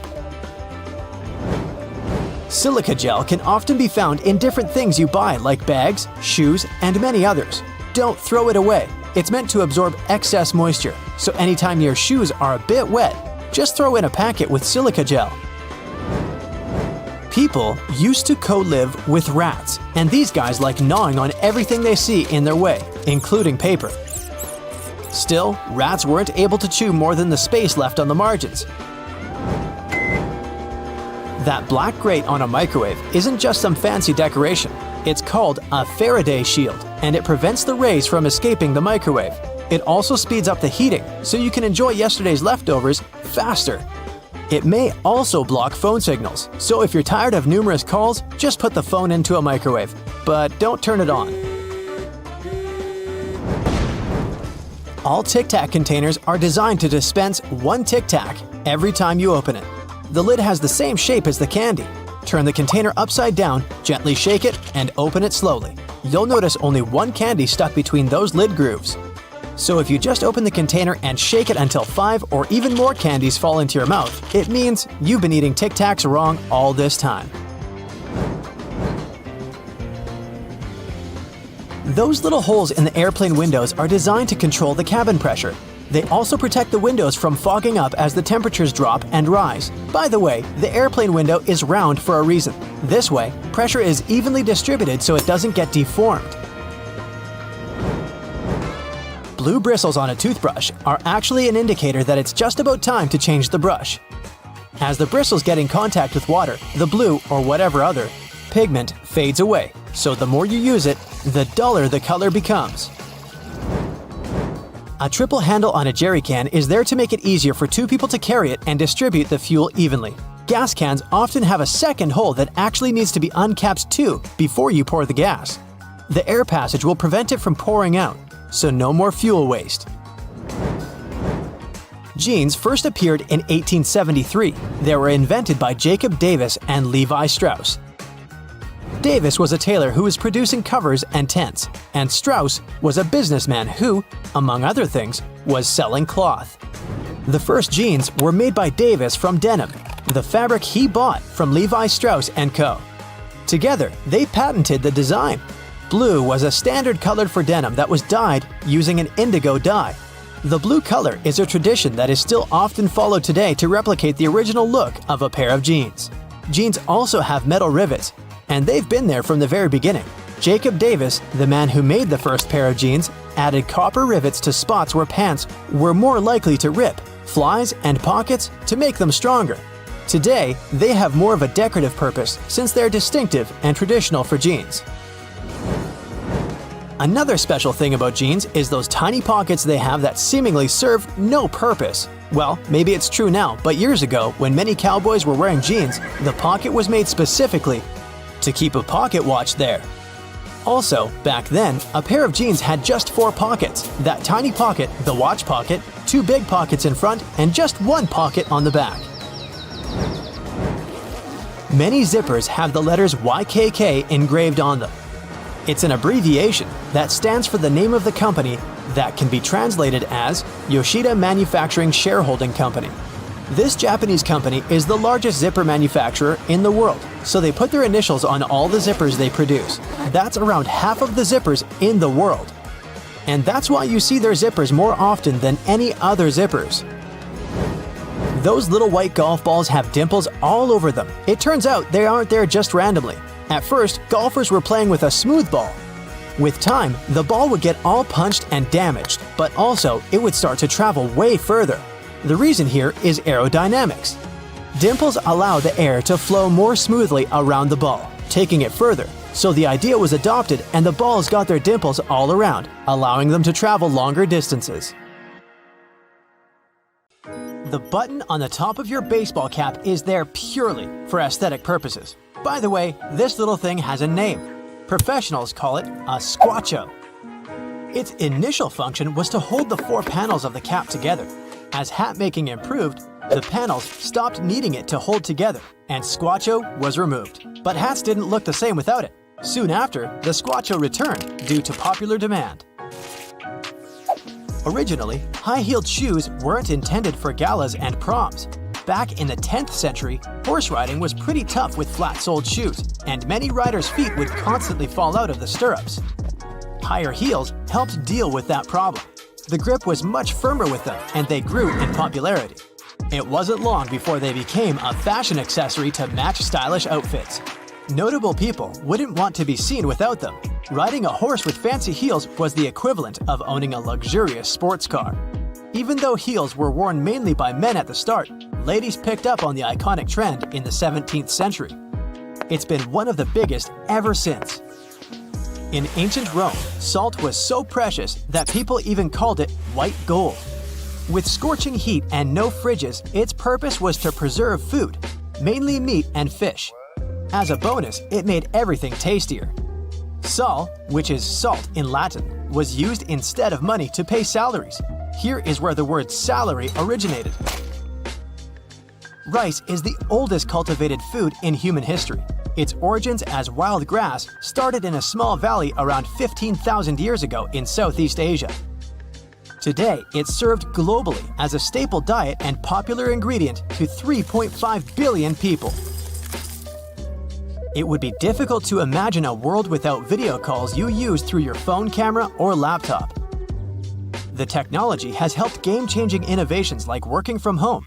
Still, video calls' original purpose is far from how we use them today. The technology was introduced to confirm if the coffee was still in a pot. In 1993, researchers at the University of Cambridge found it frustrating when they took a break to get a cup of coffee, only to find that the pot was empty. So, they invented a device to monitor it and hooked up a camera that provided their computer with a live stream of the coffee pot. Thanks to these researchers, we can work in pajamas now. We know Albert Einstein for various achievements, but there's something he co-invented that goes overlooked. Together with his student, he invented a modified refrigerator. It's not like the ones we use today. In the 1920s, fridges weren't quite as safe as they produced poisonous gases. He wanted to create a safer version that didn't require electricity, without moving parts, and only needed a heat source to operate. Unfortunately, there wasn't enough funding, so the project dried up. Later, in the 1950s, electric fridges became popular. But in 2008, engineers from Oxford University revived this retro design. They're still working on it, but once they finish, the Einstein fridge will come in handy for rural areas without power and people who want to live off the grid. That random QWERTY design doesn't make things easier. In the 1870s, Christopher Sholes invented a layout that ensured typing was twice as fast. But with commonly used letters next to each other, it was a bit too fast, and the machines constantly jammed. So, he then developed the QWERTY design. It forced typists to adopt a pecking style. This way, they would search for a letter and slowly type with their index fingers. The keyboards remain unchanged even today, and people all over the world have somehow adapted to them. The plastic end of your shoelace is an aglet, and people have used it since ancient Rome. Sure thing, they had no plastic back then, so those aglets were made of stone, glass, or even metal. Extra wealthy people could accessorize their shoes with precious metals like brass or silver. What came first, the TV or the remote control? The technology that functions in the remote is older by several decades. In 1898, Nikola Tesla created a machine to control mechanical devices with radio waves. Initially, he tried selling the idea of a radio waves device operating I/O through remote-controlled boats, but the potential buyers were not interested. He was way ahead of his time, as remote controls were finally used with televisions in 1956. As engineer Percy Spencer initially invented something brilliant in 1945, he was working on a new vacuum tube, the magnetron, which was used with early radar systems. While working on the project, he found that the chocolate in his pocket had melted. Realizing the heating potential of the magnetron, he used it on corn kernels, which turned into popcorn. Then, he tried testing it with eggs, but things got a bit messy. So once the yolk was washed away, he built a metal box, keeping the energy within, and the first microwave oven was built. In 1733, a duke in England requested William Kent, an architect, to make a traveling device for his kids. William accepted and built the first ever stroller, but nobody had to push it. Instead of handles, it was built like a carriage and pulled by a goat or a small pony. Only a few were made as it was pricey. More than 100 years later, in 1848, the first stroller with push handles became available and more affordable. Police are often associated with donuts, and there is actually a reason why. During the 1950s in the USA, police officers that worked night shifts found it hard to locate anywhere open for a midnight snack. Donut shops at this time were family-owned. They were working hard throughout the night, providing fresh donuts for the coming day. The shops were vulnerable at night, becoming the perfect relationship: nourishment for the police and extra protection for the shops. Popping bubble wrap is an excellent source of relaxation, and it's also helpful with delicate packages. In 1957, two engineers glued together two shower curtains, trapping the air bubbles between. This is how the first bubble wrap was made. The result they were looking for was a sort of textured wallpaper. Still, it didn't go well on the market. Sometime later, they tried to sell it as insulation for greenhouses, and once again, they failed. Everything changed in 1960 when IBM needed to ship delicate computer parts. The bubble wrap was perfect, and they continued to collaborate. Using maps with your phone has become a far easier way to navigate, but the old-fashioned handheld maps were once the only option, creating a competitive industry. So much so that map makers would draw in phantom settlements to avoid rivals stealing from them. These fake towns were called a copyright trap. However, one of these fake settlements became real. Agloe in New York was drawn into a map by General Drafting Co. Another competing map maker had also included this town on their own, and the copyright trap was sprung. But in court, they found that in 1950, a general store had actually been built there. And the owner assumed that Agloe was a real area based on the map, so he named the shop after it. So there was no violation found, as technically Agloe was real, thanks to that general store. In 1943, Vesta Stout from Illinois was working with securing parcels. She was disappointed with the poor paper tape, as it would fall apart when wet. So she asked her boss to try to make waterproof tape. Her request was ignored, but she wrote a letter to President Roosevelt with an idea of how to make a better tape.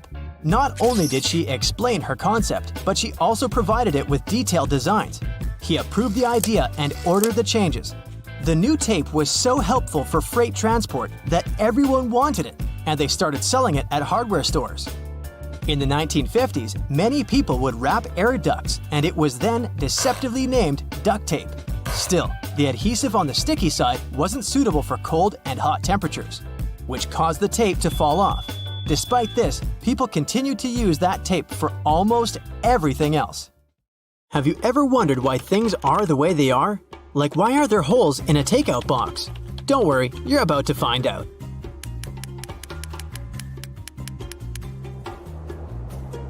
Beanies, with all those fluffy pom-poms, are easily the most important accessories of wintertime. Turns out the real reason why they or other hats have pom-poms was not to make a fashion statement in the past. One of the theories says that they were there to provide safety. French sailors used to wear hats with pom-poms so they wouldn't hit their heads on the walls or low ceilings and hurt themselves if they lost their balance in a rough sea. So it wouldn't be wrong to call pom-poms head bumpers.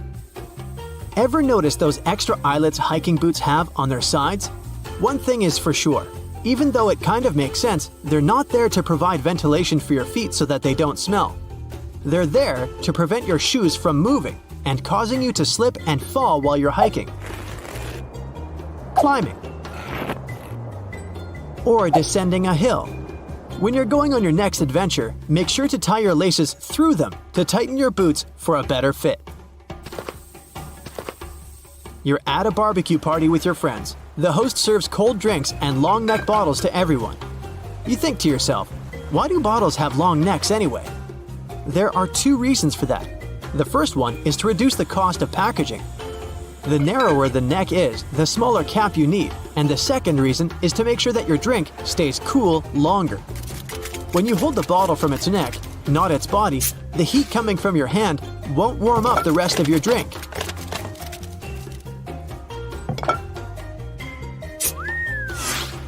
The color of plastic tags on bread packages indicates which day of the week the bread was baked. Even though some companies have their own color codes, it generally goes like this: Monday, blue; Tuesday, green; Thursday, red, Friday, white, and Saturday, yellow. So pick accordingly to get the freshest bread. You're feeling too lazy to cook dinner, so you go to your favorite restaurant to order takeout. You come home feeling excited that you're about to have a delicious meal. You open the takeout box only to find out that your food became soggy because of the moisture built up inside of it. Well, this secret purpose is going to help you prevent that from happening ever again. Notice the perforated tabs in the corners of the container's lid? You need to push them down to allow the steam to escape from the holes. If you have a hot meal, that is.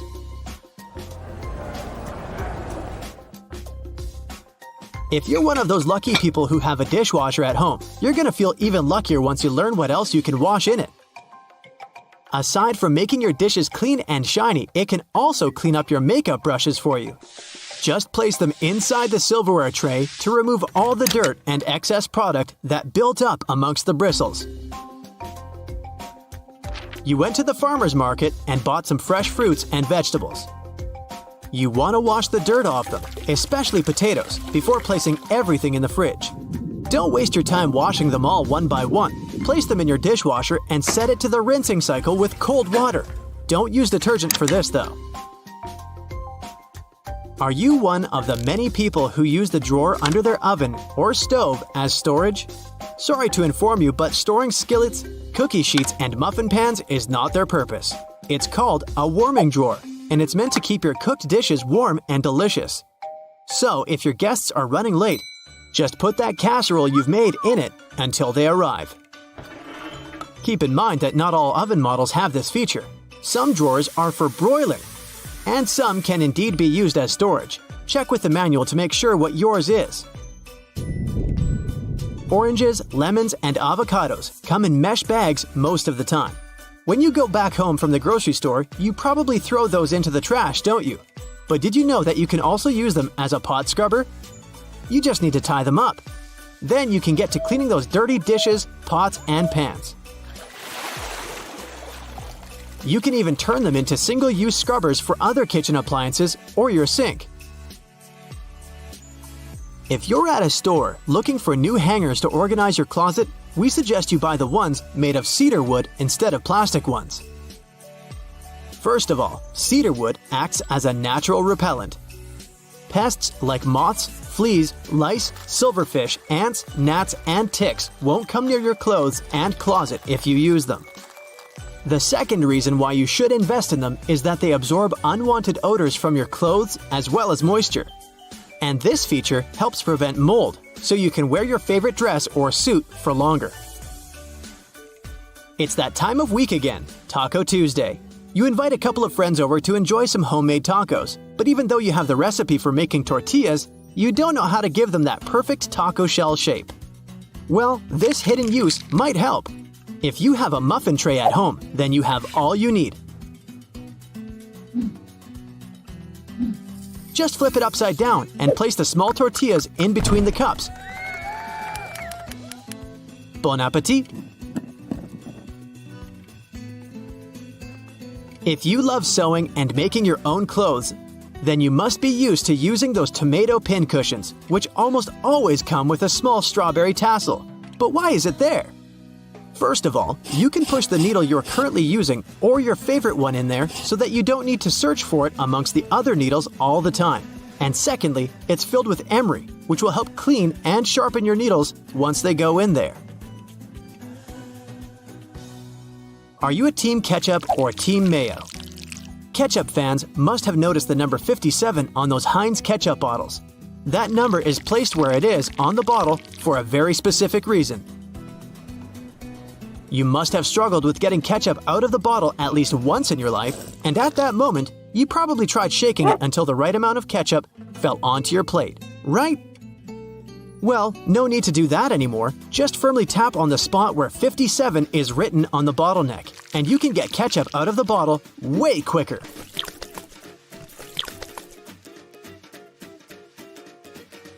You might have noticed that there are two holes in an oil can where you are filling it up or pouring it. And you maybe thought to yourself, that must be there to make it easier for me to pour it into smaller containers.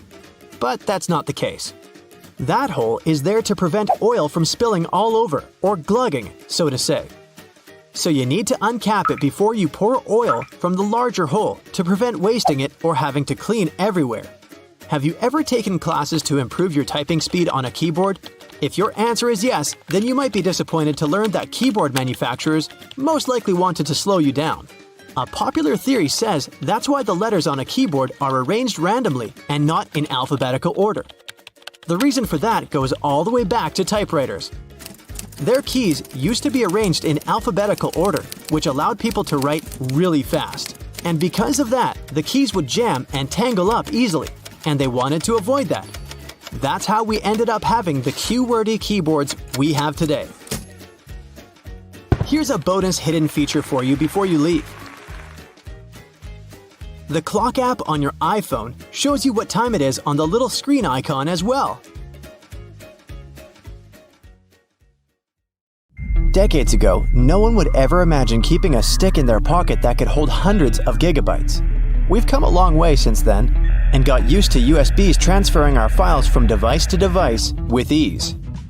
In 2000, two major companies developed and sold the first USB flash drives 1.0, which snowballed into USB 2.0, 3.0, Type-C, and so on. Physically, they can endure rough treatment and won't get damaged easily, especially if you get proper protection.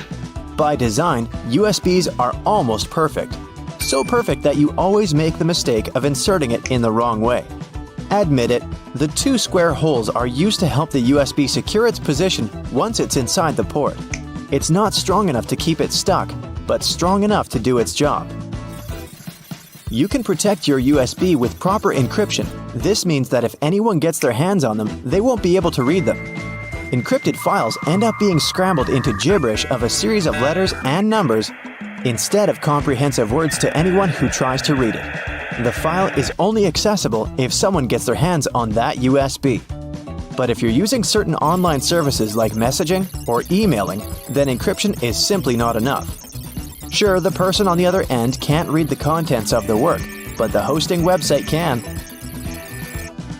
This is where end-to-end encryption comes in. That means any information that goes in and out is, again, scrambled into gibberish to anyone who is in the way of your traffic, including the hosting service. Cloud storage has taken the world by storm. You can now save everything that's on your desktop to the internet and access that data across multiple devices. All you need is an email and password, and boom, you're safe and have all your files in one place. Cloud storage isn't data floating up in the clouds, but, less excitingly, servers that physically store data. They're like regular computers, just minus the monitors for viewing. These servers take up a lot of money. That's why you normally have to pay for their services. The servers are placed in data centers all around the world where third-party companies manage them. It's like getting remote access to a computer. The servers include a master control server, backup server, and a linked supply of servers operating to maintain a good quality service. The more money you pay, the better the server your data will be stored in. In the realm of computers, you just can't delete something to be gone forever. Whatever file you want to remove is already present in the hard disk as electrical impulses. And, depending on your gadget, it will be disposed of in a recycle bin or the garbage. That isn't to say that it isn't still there. It simply implies that the file has been moved to a different folder from which you can easily recover it. So, if you're worried about accidentally deleting a crucial document you've been working on for weeks, don't panic. It's not gone for good. But if your device breaks, then all your data is lost. If you own a device that has Windows 10, then you've probably been shutting down thinking that your computer or laptop is completely off. This is not the case. Windows 10 doesn't actually shut down, but goes into a state of hibernation. It keeps your app saved for you to recover. The proper way to shut it down is by resetting it. Windows operating system is known for being user-friendly with all the commands displayed in front of you. But for computer whiz kids, know that you can open the search bar and type CMD for the command prompt. It looks just like a bunch of random characters, but this is where you can achieve a lot with your device. If you don't like the black window, you can always change the color of your suiting. Once you launch the command prompt window, Right-click on the title bar and then on Properties. Another window will open which has the option of choosing colors. You can pick the colors you want for the background and text or fix the opacity for the CMD window. This is Easy Mode. The real work is typing commands in the window. If you want to look for all your drivers on your Windows 10 device, then type in this command in the window. Don't forget to add spaces. The list of servers will magically pop up on your screen. This is a good way to get to the bottom of your issue, instead of searching for them manually.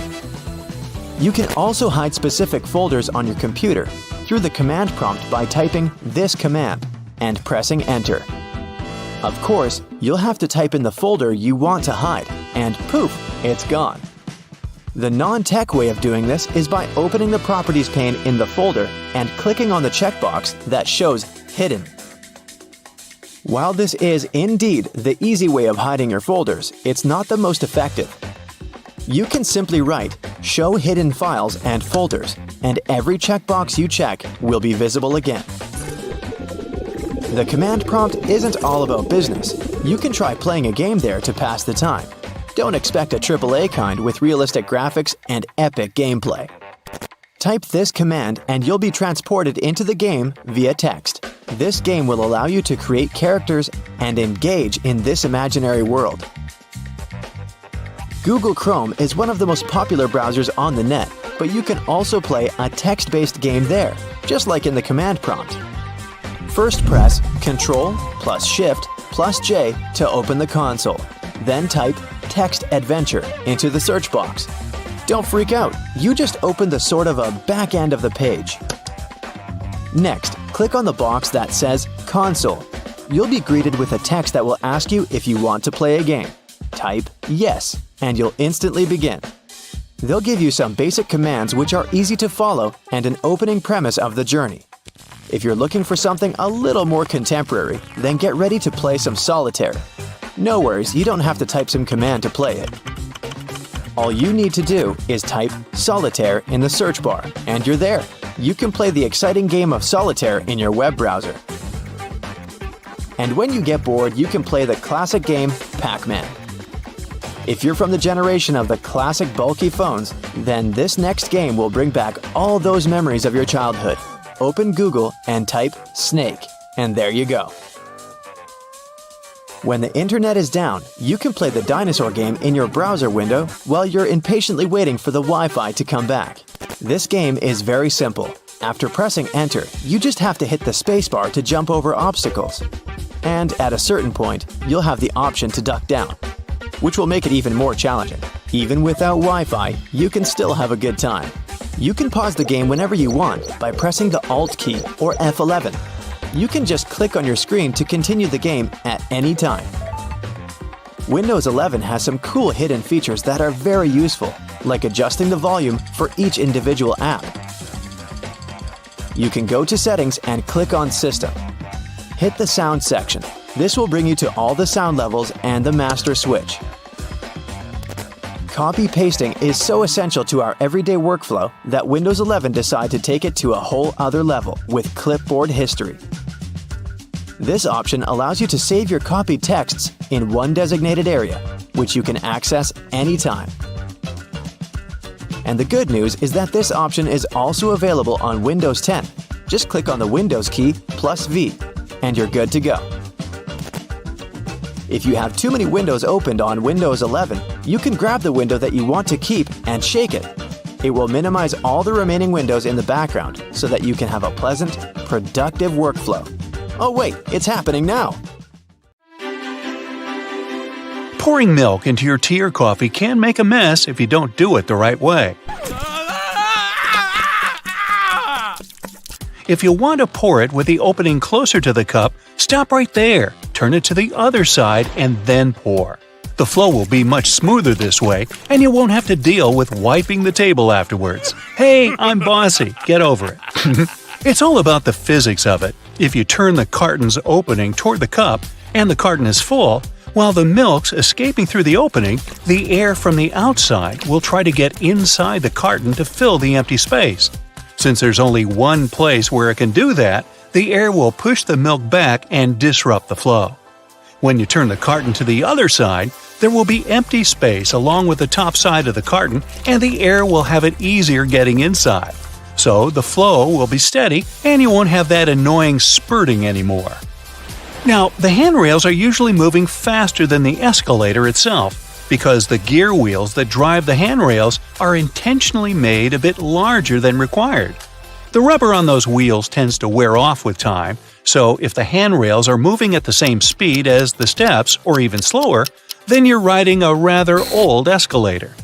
Now, speaking of escalators, and I was, at subway stations with 3 or more of them, the majority will be going in a different direction depending on the time of day. For example, in the city center, there will be 2 or more escalators going up in the morning and down in the evening, and vice versa at the outskirts. This is done to make it easier for passengers to get around. Most people only work downtown while living far from the center, so they go to work in the morning and find more escalators moving in the direction they need. How convenient! If you were ever worried about how the pilots find their way in the dark when landing at night, well, you can rest easy now. There's an incredibly complex illumination system on the ground that helps the crew navigate the airplane. And it's not just the red and white lights along the runway. The lights actually start popping up long before the runway, so that the pilots can easily find their way, and different patterns mean different things, which your captain and their co-pilot know by heart. Every commercial airplane you've been on has only one wing. The first airplanes were called biplanes because they had 2 wings, one on the top and the other going through the bottom of the fuselage. They were connected with struts and wires, which made kind of a box that basically allowed the craft not to fall apart in the air. How thoughtful. It was necessary at lower speeds than earlier planes could only muster, but as the engines increased in power, the second wing became redundant and repetitive. The single wing still serves as a support for the whole structure, though. Going 100 miles an hour on an interstate makes you feel the drive and excitement of speed. Flying at nearly 600 miles per hour makes you drowsy at best. This is because you don't feel the actual speed of anything. You can only see how fast you're moving relative to other objects. The closer, the faster. In a car, everything's close to you, so you see trees, people, houses, witches, porcupines, and other cars zapping past you. On board a plane, everything's so far away that it seems to go at a snail's pace. Now, take a good look at your smartphone. It might never have occurred to you, but its rectangular shape is no accident. And it's actually what you want it to be. Rectangle is the most convenient shape for a screen. It has an orientation, so you can flip your phone all you want and it will adapt. Imagine that with, say, a round-shaped display, you'd have to always turn it in your hands until the top is where it belongs. Oy. Next, it fits into your pocket nice and cozy. The pocket is deeper than it is wide, so a phone longer than it is broad will sit there perfectly. A square or circular phone will be more of an inconvenience. Then again, a rectangle is much easier to handle. It fits in your palm, and it feels better than a circle or a square. And finally, we're used to having rectangular things all around us. Pictures, sheets of paper, books, SpongeBob, photographs. Having round-shaped screens would have been just weird. Still, there have been attempts to create circular and square smartphones, but as you can guess, they didn't catch on. Taking photos in the dark with a flash, you must have noticed your smartphone flashes several times before making the actual shot. Remember those horrid red eyes in old photographs made on film or digital cameras? That happened exactly because the camera flashed only once. In the dark, the pupils of your eyes become larger, trying to catch more light to see better. And when they reflect the camera's flash, the red eye effect appears. With smartphones, the first short flash makes the pupils contract from bright light, and only then the device takes a shot, and you don't resemble a horror movie creature anymore. Oh. There are 2 main reasons why there are no public bathrooms in the subway: safety and financing. They're ridiculously expensive to maintain, so I guess we won't be seeing many of such cabins where they weren't before. And the second reason is security concern, since there can be no cameras installed in the bathroom and any kind of suspicious activity would go unnoticed.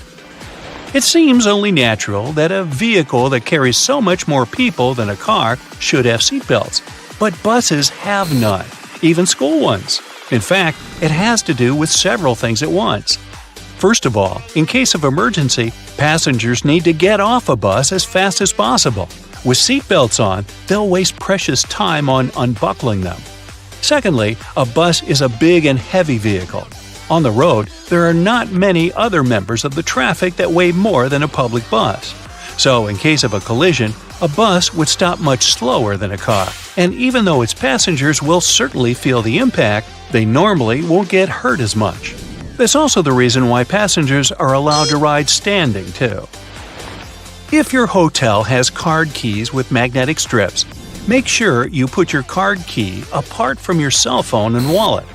The problem is that card keys are rewritten quite a lot, and they're designed for that process to be quick and easy. So, a fairly strong magnet, like the one in your cell phone, can erase your key card, and you won't be able to get back inside your room. The hotel will surely provide you with a new card, but that's still inconvenient.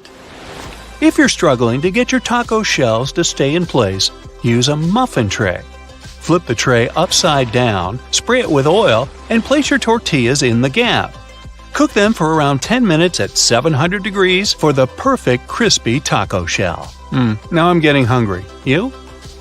Looking for a lost earring or pin on the floor?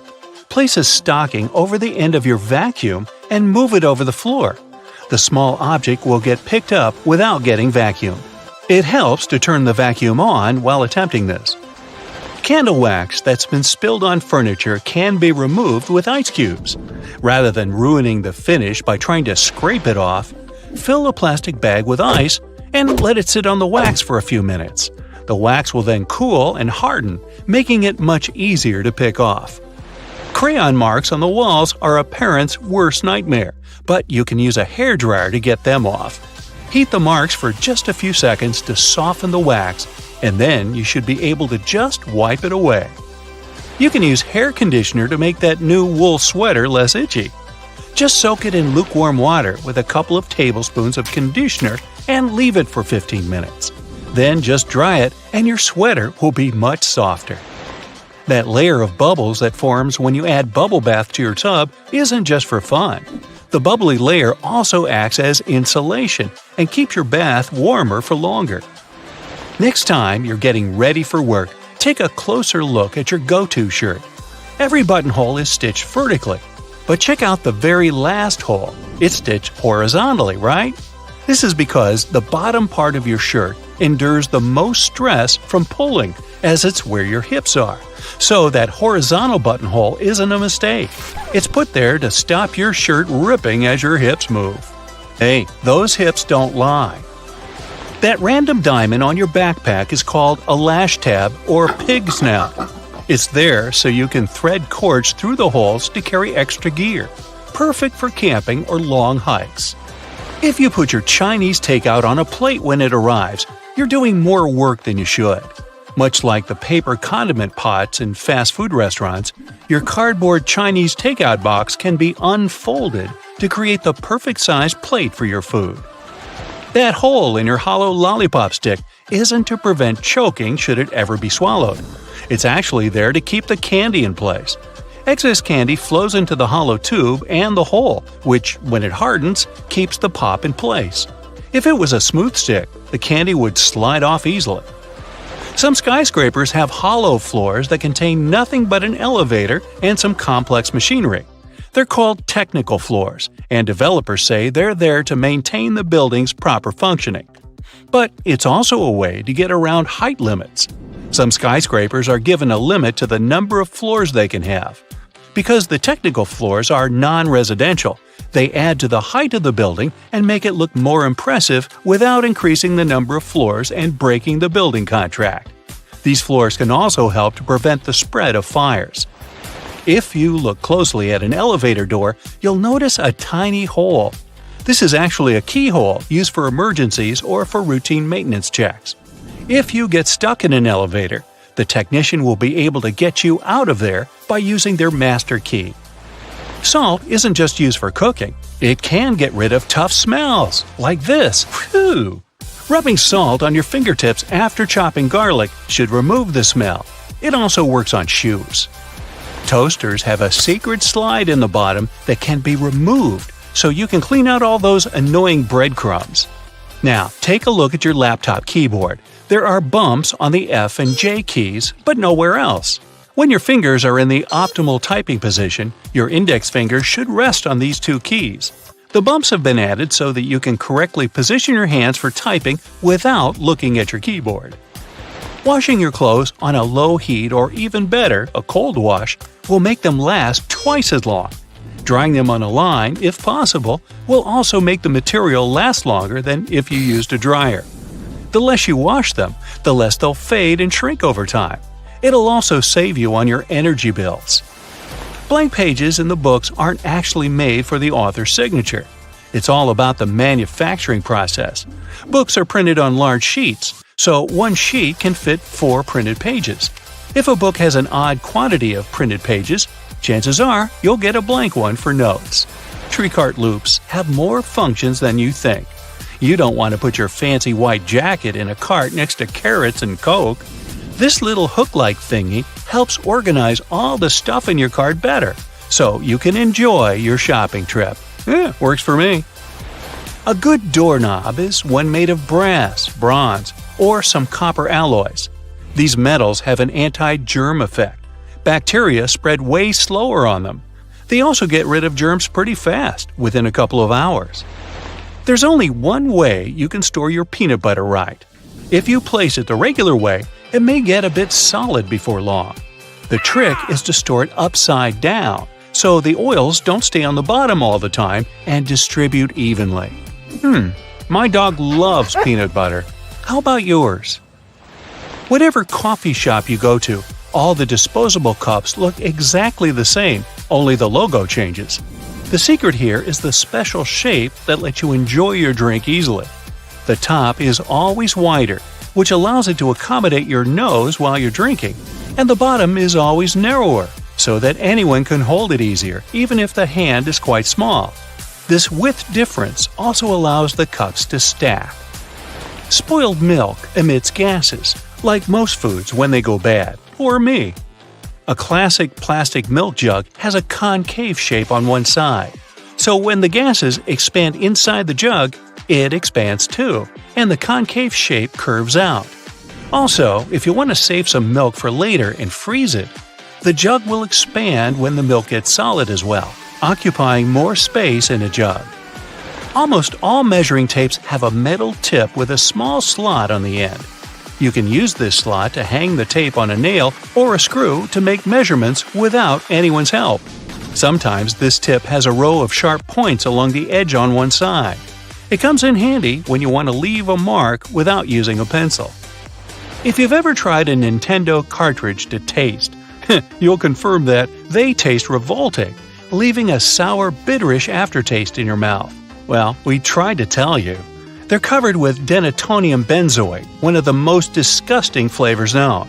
Not normally seen in ice cream stores either. Actually, this taste has a righteous function.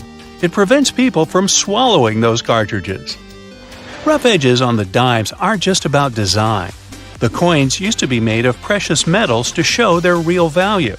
People would shave off the edges, spending the shaven coins with the same value and melt the edges to new coins. To avoid it, minters added that pattern so people could tell if someone cut that coin before. A triple handle on a jerry can is there to make it easier for two people to carry it and distribute the fuel evenly. Lemons get juicier if you warm them up a little bit in the microwave. The heat softens the frozen membranes, so the juice can flow out freely.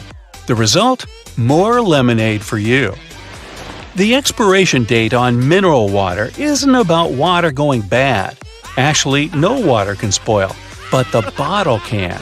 Over time, it starts leaking some chemicals that aren't quite safe. Okay, here's a science project to try. Tonic water can be fluorescent in UV black light. It contains quinine, which makes it both bitter and glowing. The color of plates and cups can affect your food perception. A group of 57 volunteers drank hot chocolate out of different cups, but most people claim the orange cup hot chocolate was the best. Red color plates are cool for those on a diet. It looks alarming, so you end up eating less. Okay, I'm gonna go do the tonic water black light thing. Bye! 3, 2, 1. Bam! Now, instead of enjoying the new movie, you will enjoy cleaning your microwave after the popcorn apocalypse. And all this because you trusted the popcorn button too much. It turns out many of those buttons are just timers and not professional chefs hidden in the microwave. Different types of popcorn, and maybe even different batches of your favorite one, have different popping times. It depends on the weight and humidity of the corn, and there's no magical cooking regime that would work for them all. If you don't give your popcorn enough time to pop because you rely on the button, it will be undercooked and full of kernels. If you let it pop for too long, it'll burn, and the smell will be with you for longer than you'd want it to. Some newer, fancy microwave models come with humidity sensors that take all the factors into account and can actually figure out how to cook your popcorn. All you have to do is touch a special pad. Check your microwave manual to see if it can do the trick. If that's not your case, you need to follow the instructions on the popcorn bag.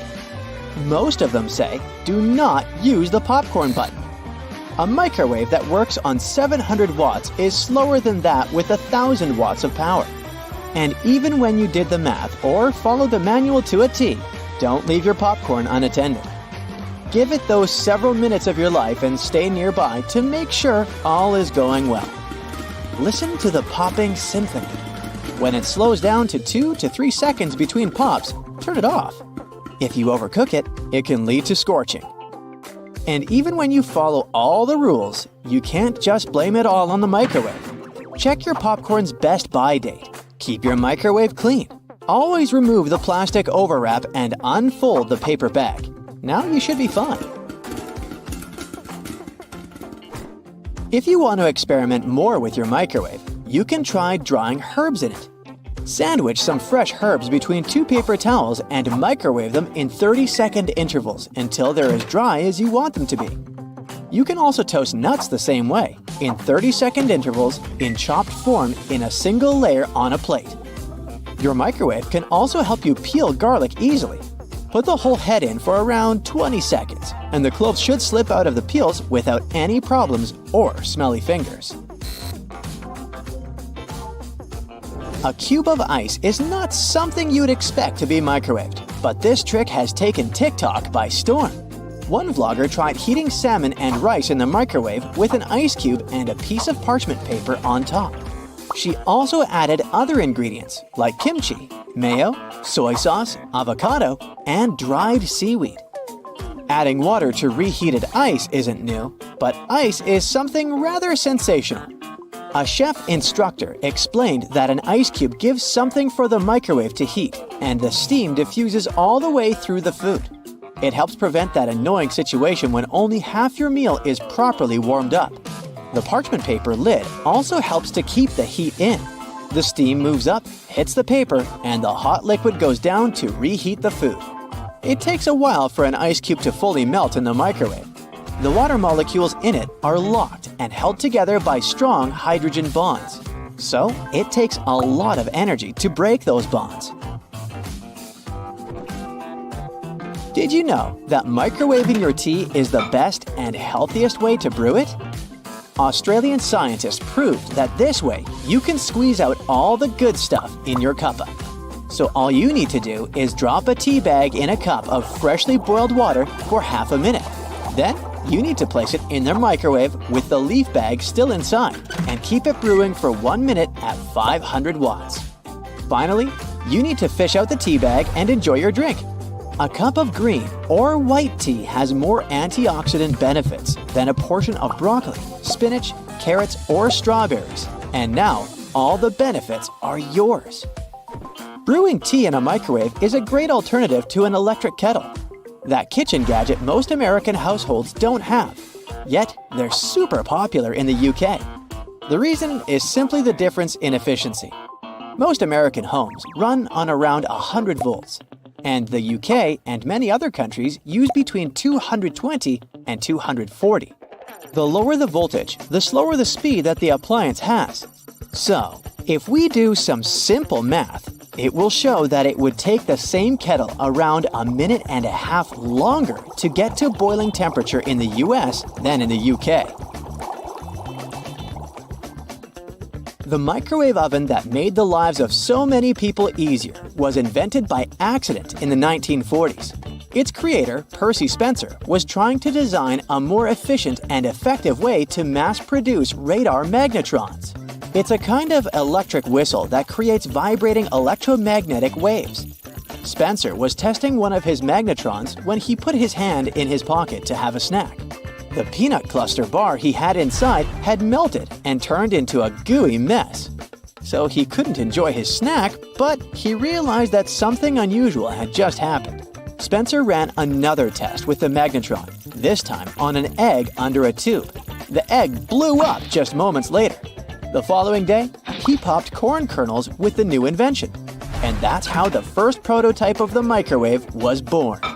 It's one of the several inventions from the 40s we still use and love today. The official birth of the mobile phone concept is 1947. It wasn't a flip phone that everyone secretly had in their pockets. Back then, AT&T proposed to the Federal Communications Commission to dish out a ton of radio spectrum frequencies to make the dream of widespread mobile telephone service a reality. Bell Laboratories introduced the idea of cellular communications the same year. The FCC didn't support the idea and limited the number of frequencies to 23 phone conversations possible at the same time in the same service area. The first call on a portable cell phone was only made in 1973. It was a prototype weighing 28 ounces. Back in the 1920s, some genius engineers were already cooking up the idea of color television. But only in the early 1940s did CBS and engineer Peter Goldmark create a system that beamed images in all three primary colors. By the 50s, color TV had already settled in the living rooms of families in the West. You wouldn't be able to spray your hair against all elements or paint a mural easily without aerosol spray can technology. It was an invention of the Department of Agriculture researchers. They created the aerosol to spray dangerous bugs. Spray cans, mostly with insecticides, became available to the public shortly after. The invention was later perfected by an American inventor and engineer, who created a crimp-on valve. His invention was made of lightweight aluminum. It made the cans cheap and practical to dispense liquids, foams, powders, and creams. In the 1940s, Swiss engineer Georges de Mestral went for a stroll in the woods with his dog. Suddenly, his clothes and his dog's fur turned into a magnet for hundreds of annoying cockleburrs. George got curious and whipped out a microscope to check out these burrs up close to find out their success secret. He knew this tech could be useful. So, the engineer discovered that they had tiny hooks that looked like a monster's spiky fangs. Those hooks could latch onto anything with a loop: clothing fiber, animal fur, or even human hair. De Mestral realized he could mimic this burr magic, and that's how Velcro was born.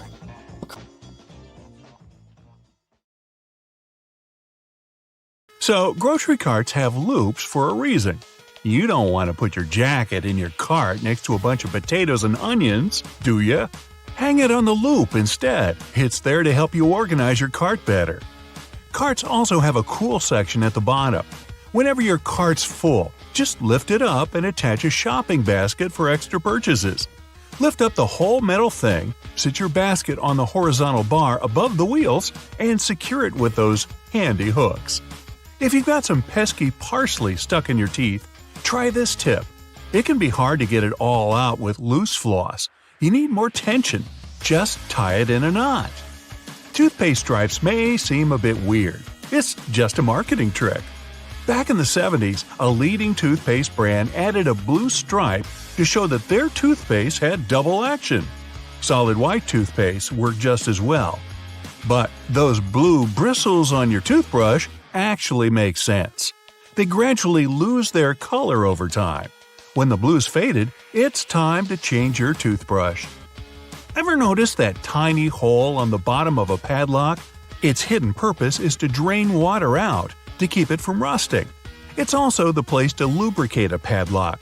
A drop of oil in there will make it open and close way easier. Those ridges on the edge of dimes aren't just for show. People used to shave off the edges, then melt the edges down into new coins. But thanks to the new design, it's easy to tell if someone's been shaving the edges off. If you still struggle with peeling an orange, here's another way of opening it. First, cut off the top and bottom. Make a slit on the side and pull it open.